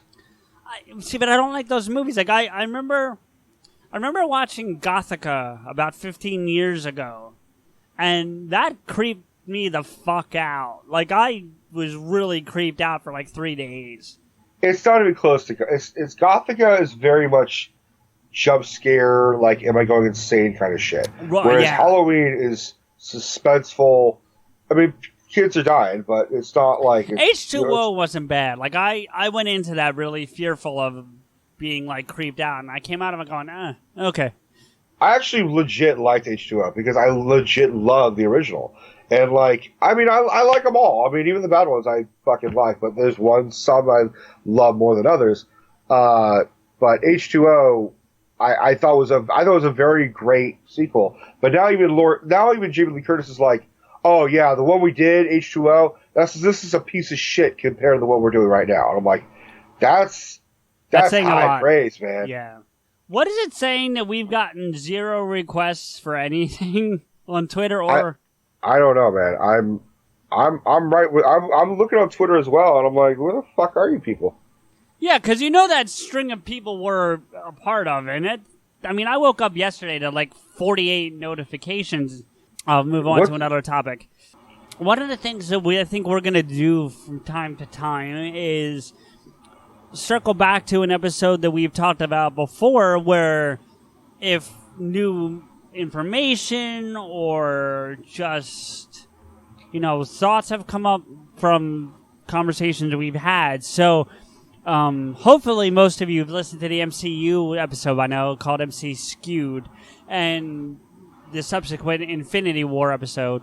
No spoilers on the Infinity War and what I'm about to talk about, but for the rest of the MCU, there's two things we did not talk about one thing we didn't talk about and one thing I realized after the conversation.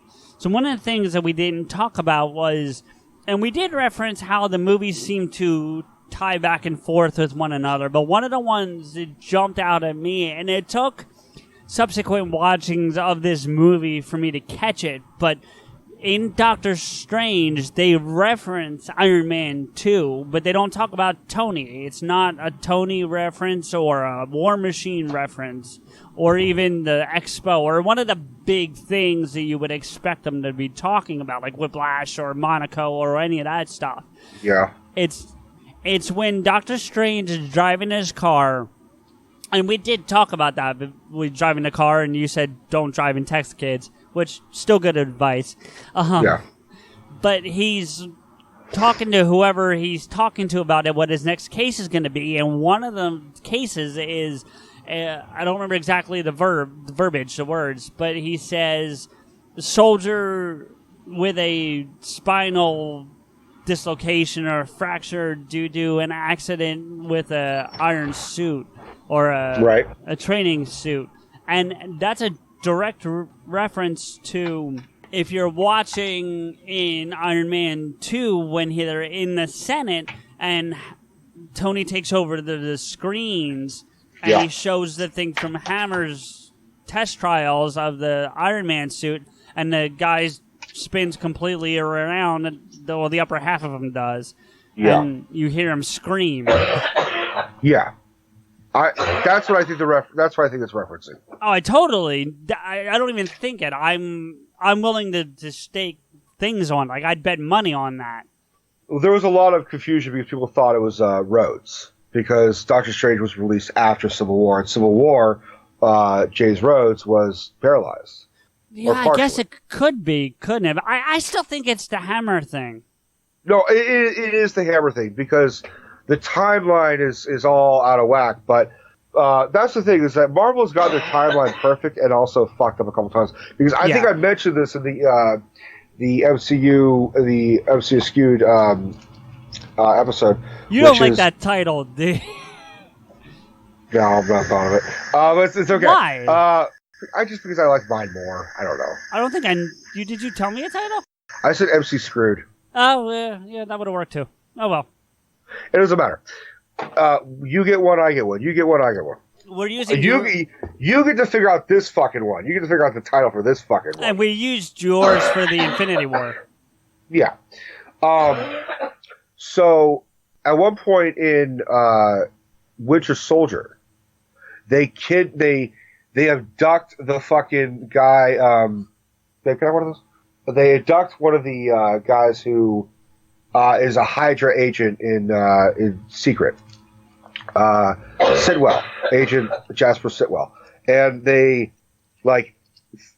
basically scare him into revealing that they've been following potential threats, like Tony Stark. Oh, yeah. Go ahead. And they talk about Doctor Strange. They say Stephen Strange. And my argument was, why the fuck is Stephen Strange a threat to Hydra when at the time he was just a doctor? Right.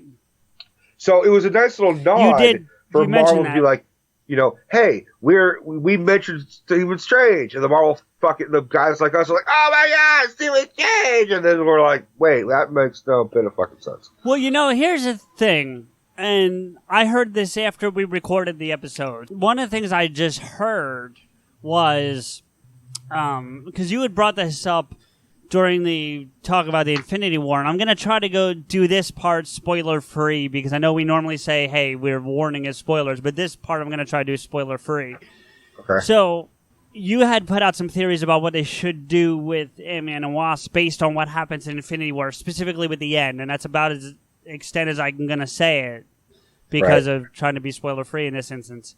But I found out, and you may have heard this, Ant-Man and the Wasp actually takes place prior to Infinity War. So it's that space between, I guess, Black Panther and Infinity War is where that movie's going to take place. Okay. I could see that. Well, so you're saying it's right after Cap breaks him out of jail? Yeah. It's basically picks up there, but pre-Infinity War. Like, I don't think it ever hits the Infinity War time. Like, it gaps out. I could see that. So he is when he's broken out of the raft, I think is what it's called, by Cap. I think so, So yeah. at the same time, because we don't know what happened to Hawkeye. All we know is this is a mild spoiler for Infinity War. Hawkeye and Ant-Man do not show up. Yeah, that's fine. But you kind of already you especially suspected Hawkeye was going to show up because they talk about Hawkeye showing up, but he never shows up, which makes me think that he's going to show up in Avengers 4. But well, he's on the list according to IMDb, so. Yeah, but he was also heavily rumored to be playing Ronan in Avengers 3. Ronan is the character he takes on, and he's like sort of like, think of it like yeah, Hawkeye. but there already was a Ronan. What? There already was a Ronan. But he takes on the Ronan mantle. The Kree mantle? No, not Ronan the Accuser, like Ronin, not Ronan. Okay. Ronin, I think, is more of a samurai term. The one with the eye, I think it is. Yeah. Yeah. So he is going to take on which is basically, imagine like a ninja and Hawkeye combined. That's so pretty fucking badass. He's in like all black, like ninja armor kind of thing, and he does a bow and arrow. So, well, yeah. So anyway, but to your point from the episode, it looks like they found a way to deal with what happens in Infinity War and still give us a full Ant-Man and Wasp movie. So yeah, we'll see what happens there. We both know Captain Marvel's coming out after that, pre-Avengers 4. So we'll see what happens there. I'm sure, and we'll see what happens with Venom. That's the other thing. Is Venom? If we'll see if Venom is officially with this MCU or if it's not. I don't think it is. I think it's like Deadpool. Deadpool's not part of this MCU. But, well, Deadpool's not part of the MCU, but Deadpool can break the fourth wall. Yeah. But Venom can't. But I keep hearing reports that Tom Holland is in Venom. Well, just because he makes an appearance doesn't necessarily mean it has to be part of the MCU or story arc. Well, because Sony officially owns Spider-Man. No, I know that, yeah. They can use him if they want for their own separate universe. Right. But Which I also is what don't I think know how, they're doing. It's honestly, they need to just stop saying, no, this is mine, and you can borrow it. They need to be like, look, let's work together, use each other's characters. We'll both use each other's characters correctly, and all the fans will be grateful for it. Well, I think that's kind of what they are doing with Spider-Man. It's not like what's going on with the Hulk, where Universal, they're just throwing the middle finger up to Universal and using them.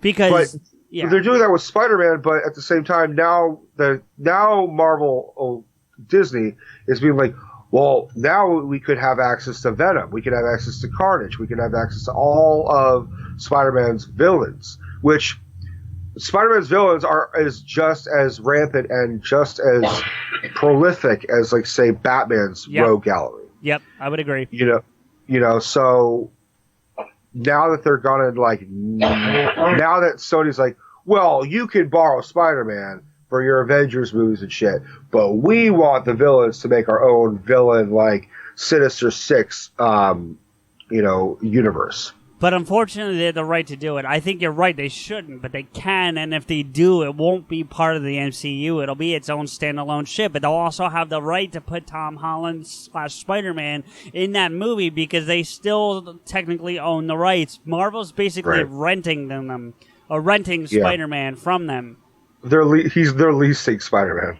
Well, that's exactly it. Now I think ultimately they're gonna have to give up those rights, but when and how, I don't know. So anyway, but that's a whole nother debate because there's the whole rights and thing. We could talk about that for hours. But the other thing that I noticed after having our conversation, because full disclosure, little peek behind the curtain of our show. I do all the editing and uploading and all that stuff, and that's not meant in any way except just to state what happens. But right. So I end up listening to our show 4 or 5 times easily. Although I know from talking to you, you do it anyway, just because. Well, I do it after you give me the edited Final version. Yeah. So I honestly don't remember anything of what I said on the Infinity War episode, because one, we were talking for 4 hours, and also because I had slept. No, you were up for like 36 hours at that point or something. Yeah, so I was up all night, but I just hadn't slept. So I don't remember what the fuck we talked about. And I still don't remember what the fuck we talked about until you send me that episode, and then I can be like, oh yeah, we did talk about that. You know, to your point, Rico, about Ronan, you mentioned in the episode, I don't know if it's in the Infinity War one or the MCU one, I'll have to go back and check myself, but you talked about how Cap's not wearing the Cap uniform. And he kind of is. It's just all like painted black now. But it is, if you look at it close enough, you can still see like the star and where the stripes are. They're just not the colors. They're not the stars and stripes. They're all blacked out. So yeah, right. He's playing a character that is in the spirit of Nomad. Right. You were saying that in the episode, but I just wanted, you mentioned he's not wearing the uniform, and he kind of is. It's just not the way you would traditionally know it. Yeah, I mean, it's really great how they're doing it, because it is Nomad and it's not Nomad, which is right. very much like he's like, I think even in the credits, he's listed as Steve Rogers and not as Captain America. That may be. I was a little traumatized during the credits, so I don't remember. The last thing I kind of wanted to talk about, and this is spoilers for Ragnarok, is I went back and watched a couple of these movies since we did not the interview, but the discussion. Age of Ultron included, right? I watched Ultron. I watched Iron Man 3. And what else did I watch? First off, Iron Man 3, I didn't give it enough credit in the MCU conversation. Right? It's a better movie than I remembered. It's actually better than you realize. It is. It's still a bit of an outlier compared to the rest of them, but it's still better than I remember it, and it deserves more credit than I gave it. And it does fit better than I said in the episode. I still think it's a little off the wall compared to, say, Iron Man 2 or Doctor Strange or Spider-Man, but you get the idea. Yeah. So I just need to say that. But during Ultron, there's the scene where the Scarlet Witch, while still working for Ultron, does the part when they're fighting Ulysses Claw, or however you say his name. And Ulysses Claw. I did get it right. Okay, good. During that time, she fucks with everybody's head and makes them see these different visions. Thor's vision, while at the time, if you've first seen Ultron, especially at the time it came out, you wouldn't know this, is very, very foreshadowing to what ultimately comes in during Ragnarok and the beginning of the Infinity War. Absolutely. But you saw Ultron when it released, or not long after, right? Yeah, I saw it in theaters. Okay, I did too.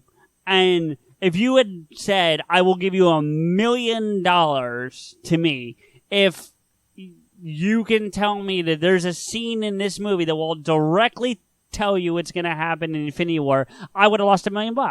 Because that vision when he's talking to Heimdall is chillingly accurate. You just don't know it when you see it. I would argue that I would have won $1 million, but not precisely, because I think when Age of Ultron was being released, they had Disney and Marvel had announced the upcoming films. Right, they announced their phases or whatever, yeah. And Thor was given the title Thor Ragnarok. So all I did was look up what Ragnarok meant, and it was the end of days for Norse mythology. So I already knew when I saw that scene, that it meant like the end of Asgard, and it meant the end. I didn't interpret that as Hela or Thanos. I interpreted that as some shit's going to happen, and Thor is going to be either directly or indirectly responsible, or Heimdall is going to blame him. Okay. But I knew shit was going to go down. Okay, but so you put more thought into it than I did. But because the title Ragnarok is a fucking weird title. I mean, you don't just accept that. You have to look it up. What the fuck is Ragnarok, and how do you spell it? Yeah, I kind of just accept it, but I get your point. Yeah. So I would have won $1 million. So you win $1 million. I don't. Everybody's happy. Just so you know, I looked up the credits for Infinity War. Now, this is per IMDb, so I don't know if that's accurate to what rolls in the credit scroll at the end. They're usually pretty spot on. Usually, but just in case, I wanted to put that out there. Because this does say Steve Rogers / Captain America. For Infinity Chris War? Evans. Yeah. Okay. We have been given a topic. The lovely and sick Stephanie Guth has given us a topic. So, the topic is, and it goes along with what we're talking about. What? I feel like it's kind of cheating since she's in the room, but okay. Well, it's cheating, but she at least tweeted it out. That's fair. It's a cheat tweet. Tweet. She gave us the perfect subject to discuss, which will probably not last that long, but it's also probably a nice way of ending the episode. Is a nice little thing for you listeners to think about and comment and give us your 2 cents on. Yeah. The question is, what superpower would you want? How would you phrase it? Effective immediately. What superpower would you want effective immediately? Well, yeah. And why? So, CJ, I pass that on to you. Oh, I'm going first. Oh, shit. You are going first, my friend. Because I already know mine. Does immortality count? Immortality? Yeah. Yeah, that's a superpower. Okay, then that's mine. Because I have such a high fear of death. I'd want to live forever. Like, if vampires were real, I would take that life just to not die. I'm not kidding. So would I, but that's not what I would choose. I would choose. But why? Ahead. Is it just because you just don't want to die? Yeah, that's a lot of it. I mean, you get some pretty cool powers with vampirism, so I guess that would be what I would take. So you'd want to be a vampire? Well, let's go with that just to make it a little more interesting of a conversation. Yeah, I mean, there's some downsides, but there's some pretty upsides too. You get some incredible strength. You can basically get a limb chopped off and it grows back. I think it'd be weird if for Italians to become vampires. Why? Can't eat garlic. Yeah, I can handle that. You can't look in the mirror. I'm not that vain. Italians pretty much are pretty vain, though. See, here, and maybe this is something we need to make a topic on a different episode. You were born and raised Italian. I came into Italianism, if you will, because right. It's in my blood, but I didn't find that out till I was 33. So I was born and raised German, from a background. Well, you're Italian Greek. Italian Greek, a little bit of Polish, a little bit of English too, but yeah, Italian Greek's the large chunk. The large chunk, yeah. I agree. We should definitely talk about our Italianism at some point. We'll call it the 2 WAPs. I loved fucking with you on Twitter over the last 2 days, by the way. That's been so much fun. You still need to see a Sinatra fucking movie. I saw one. Why are you so reluctant? You know what, dude? Like, I like some old movies, meaning like Godfather and those types of things, but generally, like, those older movies just don't do anything for me. It doesn't matter if it doesn't for you. If you had a movie that you would recommend, I would listen to it. The whole point is that you should watch it to have a discussion. No, you're right. I can do that. Because I can talk about Sinatra by myself, and, like, who gives a shit? Like, I've already had people ask me, like, who would you rather fuck, Kevin Smith or Frank Sinatra? It's like, but I want someone to debate and talk about it with. All right. I'll do my best. I can wax rhapsodic about the Rat Pack impersonators thing I saw in Vegas like 15 years ago. I would love to go see that. If we're going to Vegas for your bachelor party, I'd love to see that. But it's your bachelor party, so no. If I get my way, we're going to Penn and Teller. Oh yeah, I hear Penn and Teller is supposed to be awesome. I would go see Penn and Teller. By the way, Teller spoke for the first time in public that I've ever been aware of. He has one line on the season finale of The Big Bang Theory. Really? Yep. It was crazy. I did not Deb and I, because we watched that Foolish show. Have you seen that, or are you aware of it? Yeah. Okay, we watched that, and we've seen Penn and Teller on other things. So when we saw Teller on the episode, we're like, "Holy crap, it's Teller!"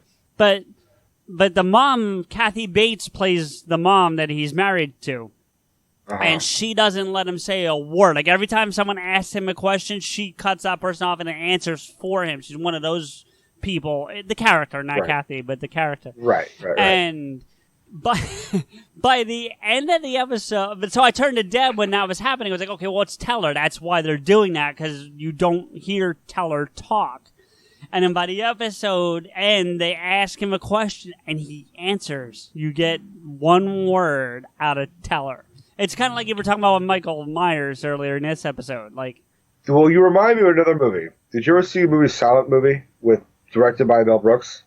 No, I'm familiar with it, but I've never seen it. When I say familiar, like I know it exists, but that's about it. Do you like Mel Brooks? I do. I like Spaceballs, Robin of Men in Tights, History of the World, Part 1. So, Silent Movie is a silent movie about making a silent movie. So it's set during the 70s. Right. And it's filmed in the 70s.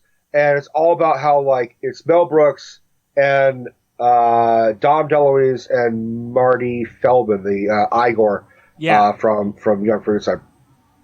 And they are filmmakers, and they're like, well, how about we do something risky, and we make the first silent movie in, like, 40 years. And as they're doing that, it's a silent film. So you don't hear any dialogue, and you get the captions with the words and everything. And it's very slapsticky. So it's a movie within a movie. Right.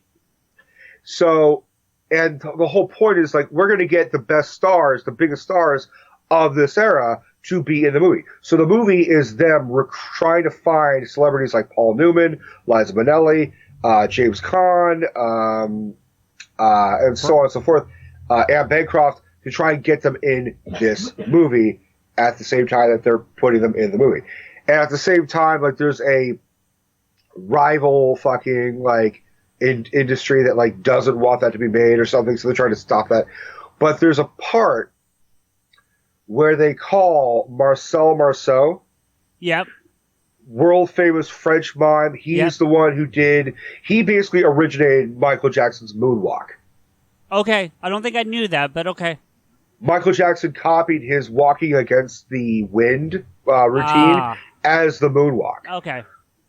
And so they do this whole bit where they're on the phone is ringing, and it's in a little French, Parisian little apartment, and the door opens, and the window's open, it's a gust of wind, and Marcel Marceau's trying to walk to the phone, and the wind keeps blowing him back, and this goes on for like 5 minutes.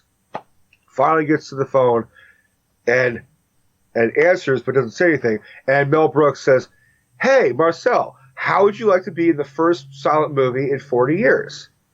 And then Marcel has the only speaking line of the film. He says, "Non." No, in French. Right. So you take the world famous mime and let him say something. That's funny. That is, I mean, the movie itself is great, but that is probably the funniest bit, the funniest joke in that movie. Well, I want to get back to Steph's question, but real quick before we do that, I'm hearing great things about that silent horror film that's out right now that what's his face did.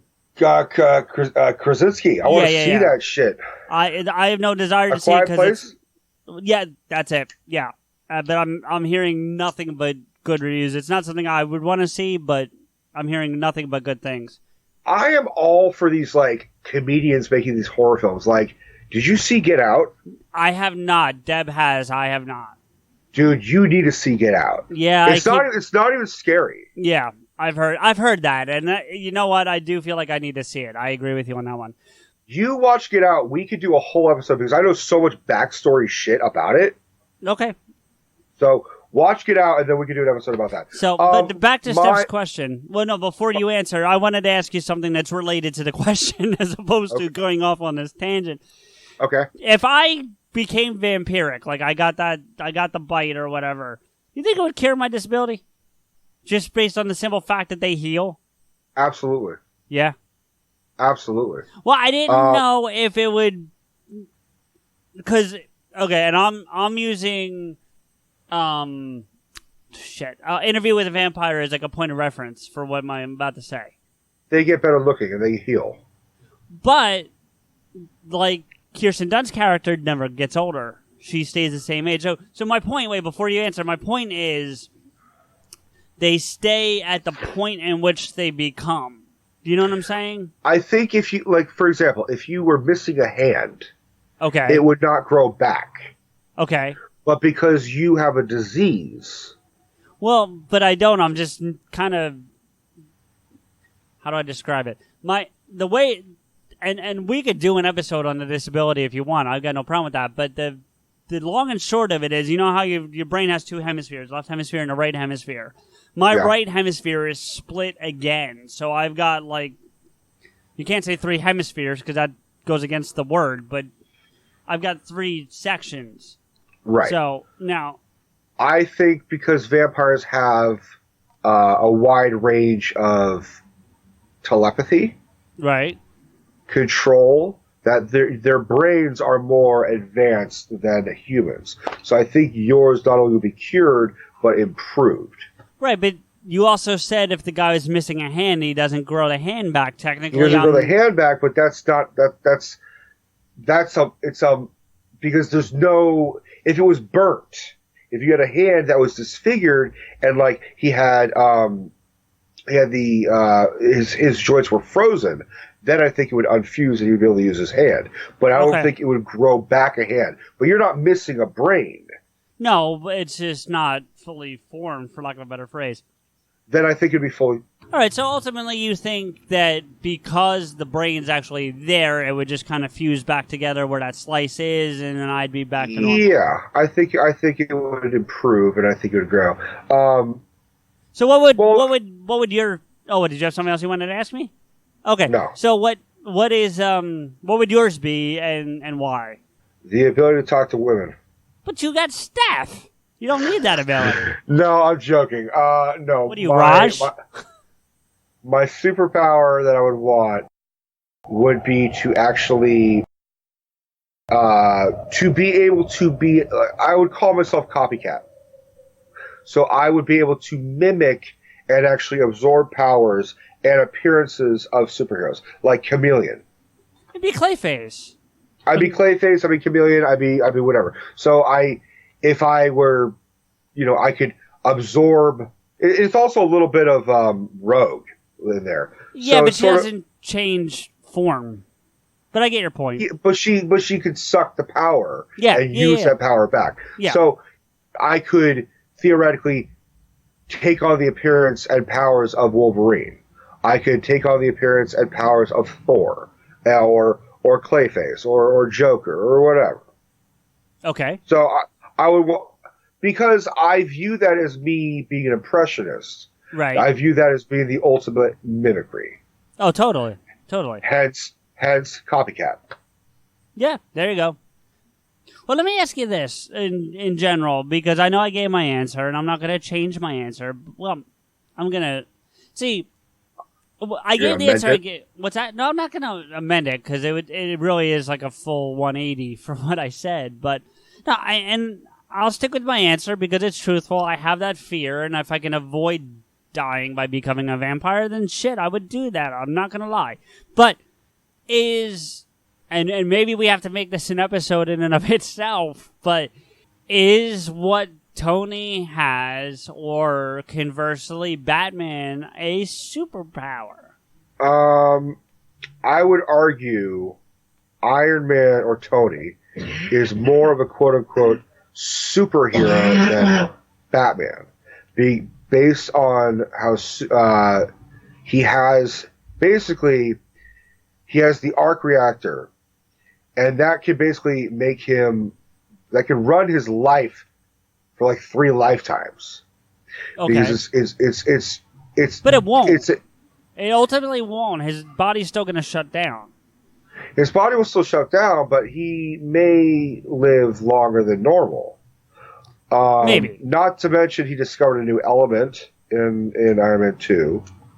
Okay, but and look, we both love the MCU, and I'm not discrediting anyway, but I'm talking strictly from a character perspective. From a character perspective, you know, I call them superheroes because just being that tactical and being like, well, Batman's a hero, he's not a superhero, he's not super. You know, I don't know. I'm not saying anything against either of them. I've had the argument made to me, and it's more about Batman, but I feel like it applies to Tony too, or Iron Man. They don't have powers. There's no powers. Like a Superman or a Wonder Woman, or in the like a Thor, even Captain America, because even though he's just a typical human, he's got that the serum that turned him into the superhero. Black Widow's kind of the same thing. Hawkeye's, I mean, some people would argue that Hawkeye's like aiming ability is a superpower, but he didn't gain that from something, you know? No, he wasn't shot by a radioactive arrow. He has that great line from Civil War when Tony asked him if he retired. He's like, yeah. He's asking about playing golf. He goes, yeah, played 18, shot 18, can't seem to miss. Yeah. I don't know why, but that line just makes me laugh. He has a great line in Age of Ultron where he's like telling Scarlet Witch, he's like, we're in a cave and like there's robots around and I have a bow and arrow. Yep. Everything about this is weird. Yeah. That's a good one, too. He's actually a very underrated character in the whole entire universe, I think. I think there was just a lot of hate for, what's his face? Jeremy Renner? Yeah. I like Jeremy Renner. I got no problem with him. I like his character after the Avengers, because the Avengers, he just scowly and kind of not useful. The one with Loki? Yeah, the first one. Yeah, but you could argue that's because of the Loki pokey stick. Yeah, I could agree with that. But I'm just saying, like, at the same time, I was like, why the fuck do they do this guy? And then I'm like, oh, okay, they do this guy because he's like humanity. Yeah. I mean, he's the Green Arrow of Marvel. So, going back to your question, I would actually say that if I'm looking at the term super as just extra, super doesn't necessarily mean, not human. Super just means extra, right? Right. So, I would argue that Iron Man and Batman would qualify as superheroes because they are heroes and they are extras. They are extra heroes because they have to do more to be on par with Superman or Thor or Captain America or Spider-Man. They have to use their wits. They have to use their money. They have to use their technology. They have to use their physical bodies to be able to go toe to toe with villains, because every Superman movie should be Superman just punching someone in the face and end the movie. Right. But what makes Batman and Tony interesting is that they can die. Okay, so I would say they're even better than superheroes than your stereotypical superheroes. Then to bring this full circle, do they qualify for Steph's question? Oh, do they qualify? Like, if you could have it, well, so like, could I have said I want to be Tony? Because I think here's the reason I would be Tony over Bruce. As much as I love Batman, and I love Batman, he's probably my favorite superhero, period. But you don't have that angst that if you're Tony, you don't have the angst. What are you talking about? Bruce is all brooding. That's what I'm saying. If you're Tony, if you're Iron Man, you don't have that angst that you do if you're Batman, which means I would want to be Iron Man over Batman. But it depends on which Iron Man. If you're going Demon in the Bottle, Tony has his angst too. Don't get it wrong. Not like that. Look, and Kev has pushed on this himself. Like, we keep seeing, oh, my parents are dead. Oh, my parents are dead. And yes, you do need that as a catalyst. But as people who are going to go see these movies finally, you know, or read these books, you don't need to keep rehashing that. You know? Well, I agree. I mean, how many fucking times can we see Spider-Man bury an uncle? Right, which is why I loved what they did in Homecoming. It just didn't. Right. It's not that it didn't happen, but they didn't make it a focal point. Right. But we also have this theory that maybe there is no Uncle Ben. Maybe Aunt they May referenced is, Ben. What? I think they referenced him once. They never said his name. They never said Uncle or Ben or anything. They just said when the only allusion was that Peter said, you know, she's gone through a lot, meaning Aunt May. Right. But they never specified what that means. No, you're right. It could just mean that Uncle Ben left her. Yeah. Or, you know, we don't know. Maybe there was no Uncle Ben. Maybe she is the sister of his father or his mother. Right. So she could still be Aunt May, but not married to Uncle Ben. Yeah, I don't want to start a whole thing, but that brings up a quick question for me, because you obviously know the books better than I do all across the board. We've said that before. Is there ever a time when they reference what happens to his parents? Yes and no. I've read issues where, like, Richard Parker was like he was a scientist. They all talked about that. But how he was like hidden from the government, or he was killed from the government. I think they even kind of point blank do it in like the Amazing Spider-Man 2. Okay. Where like the not very good sequel to the Amazing Spider-Man 1, which was actually okay. I didn't hate it. I didn't love it. Give me the Raimi. Well, give me Homecoming #1, and then give me Raimi's. Give me Homecoming no matter what. But I mean, if you want to rank the Spider-Man movies, I'll rank my ranking would be in terms of movies. Yeah. Spider-Man 2, and then Homecoming, then Spider-Man 1, then Amazing Spider-Man, then Spider-Man 3, and then the Amazing Spider-Man 2. Okay, I've got a slightly different order, but close. Homecoming is the movie for me. There's no better. Have you rewatched Spider-Man 2? I love Spider-Man 2, and it's #2 on my list. But Homecoming is it. Like, that is as close to the comic book Spider-Man as you're gonna get ever. I agree, but all right. Say for the sake of argument, you took Iron Man out. It's still a great Spider-Man movie. Okay. Yeah. All right. I agree. It's still a great Spider-Man movie. I have fonder. I don't know, something about Spider-Man 2. I just think it's not just a great Spider-Man movie, but also a great movie.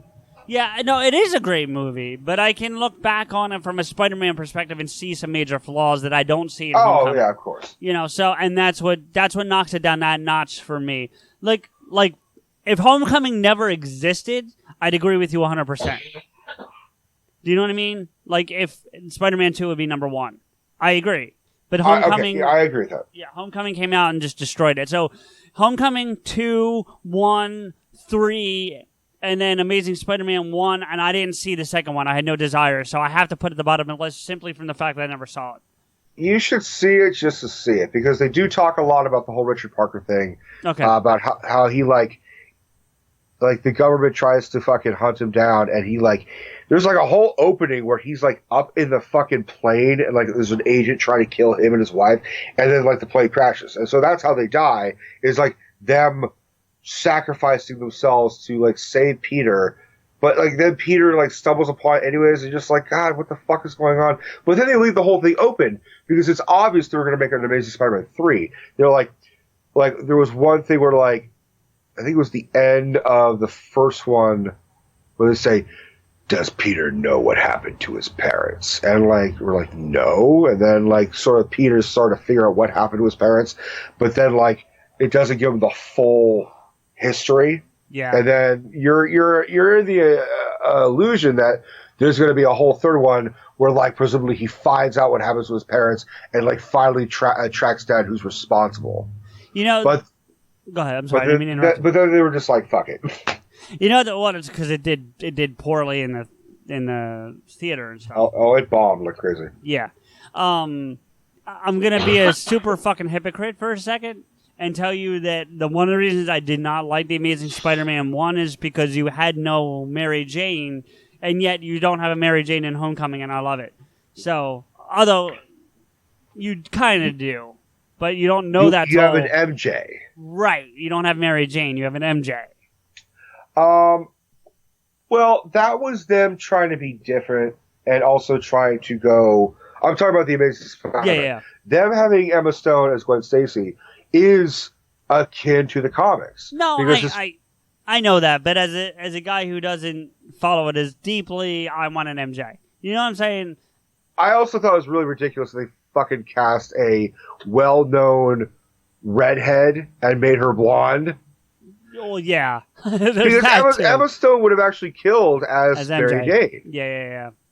But, I mean, overall, look, like I said, if there was no Homecoming, Spider-Man 2 is it. Because that thing with Doc Ock was awesome. That whole sequence, yeah. Let me phrase it this way. Tobey Maguire was an amazing Peter Parker. Andrew Garfield was an amazing Spider-Man. Okay. And Tom Holland is the best of both. Of both, yeah. That's what I'm saying. Like... It's not a perfect movie in the sense of the sentence perfect movie, Spider-Man Homecoming, but it's a perfect Spider-Man movie. We should do a whole episode about Spider-Man. I mean, honestly, you should take this section of Spider-Man conversation and like set it to the side so we can review it so we don't repeat ourselves. Or we could implement it in the episode as well. We could do that. We could do both. Yep. But I think Steph and I need to go get something to eat. I think she needs to have something to eat. I haven't eaten today either. Okay. Yeah, go do your things. So let's end the episode. All right, man. Well, this is, as you called it, 4 Ways from Sunday. We're all over the fucking place today, but I like it. It's not always going to be this way for people who are listening, but then once in a while we're going to do this. We're not going to sit down with one specific plan in mind and do it out like we did with Star Wars or the MCU, and other times we're going to do that. We're going to do a Spider-Man or something, but every so often you're going to get one of these. And in order to help us to not be all over the place and not know what the fuck we're going to talk about, why don't you listeners, all 7 of you, why don't you fucking give us some ideas to talk about? We will be more than happy to talk about your ideas, to answer your questions, and to give you a shout out and be like, all right, so-and-so asks, how big is your dick? How big is your dick, CJ? The viewers want to know. Well, have the to listeners want to know. The listeners want to know. How big is it? Not nearly as big as Liam Neeson. We'll say that. No, but you're right. People give us some ideas, not because we're not capable, but we want feedback. We want to interact with you as listeners. We want that. We want you to be part of our show as best as you can be. We obviously can't have you in a room with a microphone, but your voice still matters to us. We're in our infancy as a show. Give us a chance. We're coming. You know what I mean? We're coming along pretty well. We are coming along all over your face, neck, and chest. There you go. So in the meantime, ideas, comments, concerns, criticisms, bring them. I want them. If you got them, bring them. I want to hear them. So CJ and I can argue and debate very well. So if you want to see us argue over a topic, we'd be happy to do that. Totally. Totally bring it on. You could also check me out, Rico's Rants, on YouTube. I also do requests on those. I review and bitch about movies as well as talk about my personal life, both on here as well as on Rico's Rants. You need to go do the John Carpenter movies we talked about. That's what I want. That's I'm sending a request. Do them. Do one of them. Or all 3. I will do that as soon as you watch Get Out. Okay, that's fair. I'll watch it with Deb, so you got to give you a little bit of time. But you got 3 movies, I got 1, so it's going to take you time anyway. All right, buddy. But yeah, so do those. But Rico's right. We can talk about anything. So bring it on. We'll do it. And until the next time, guys, take care of yourselves. With great power comes no responsibility. Hey everybody, CJ here with a few thank yous and to let you know how you can get in touch with and follow the show and us. You can listen to this show on the network Podcast A Go-Go at www.podcastagogo.com or Listen Notes at www.listennotes.com. Go there, type in PodAskew, all one word, and you can stream us right there. Go to iTunes, Stitcher, and Google Play Music to listen to, subscribe, rate, and comment on the show. If you want to agree with or yell at us directly, follow the show on Twitter at PodAskew, Rico at RantsRico, and CJ at M_Blade. Also follow the network at Podcast A Go-Go. Check out Rico's YouTube channel, Rico's Rants, on YouTube at www.youtube.com/Rico's Rants. Thank you to Dubbed in English for our opening theme music, 96 Reasons. They're no longer online, but you can contact CJ for a copy of the full song or the whole Plan 9 EP. Thank you to Samuel Lemons for our closing music, Theme Askew. You can find his music on SoundCloud at www.soundcloud.com/Samuel-Lemons. Finally, our biggest thank you is to you, everyone who listens to the show. Rico and I really appreciate your time and look forward to bringing you another episode soon. Hey Rico, I just heard they're making your movie. Damn it!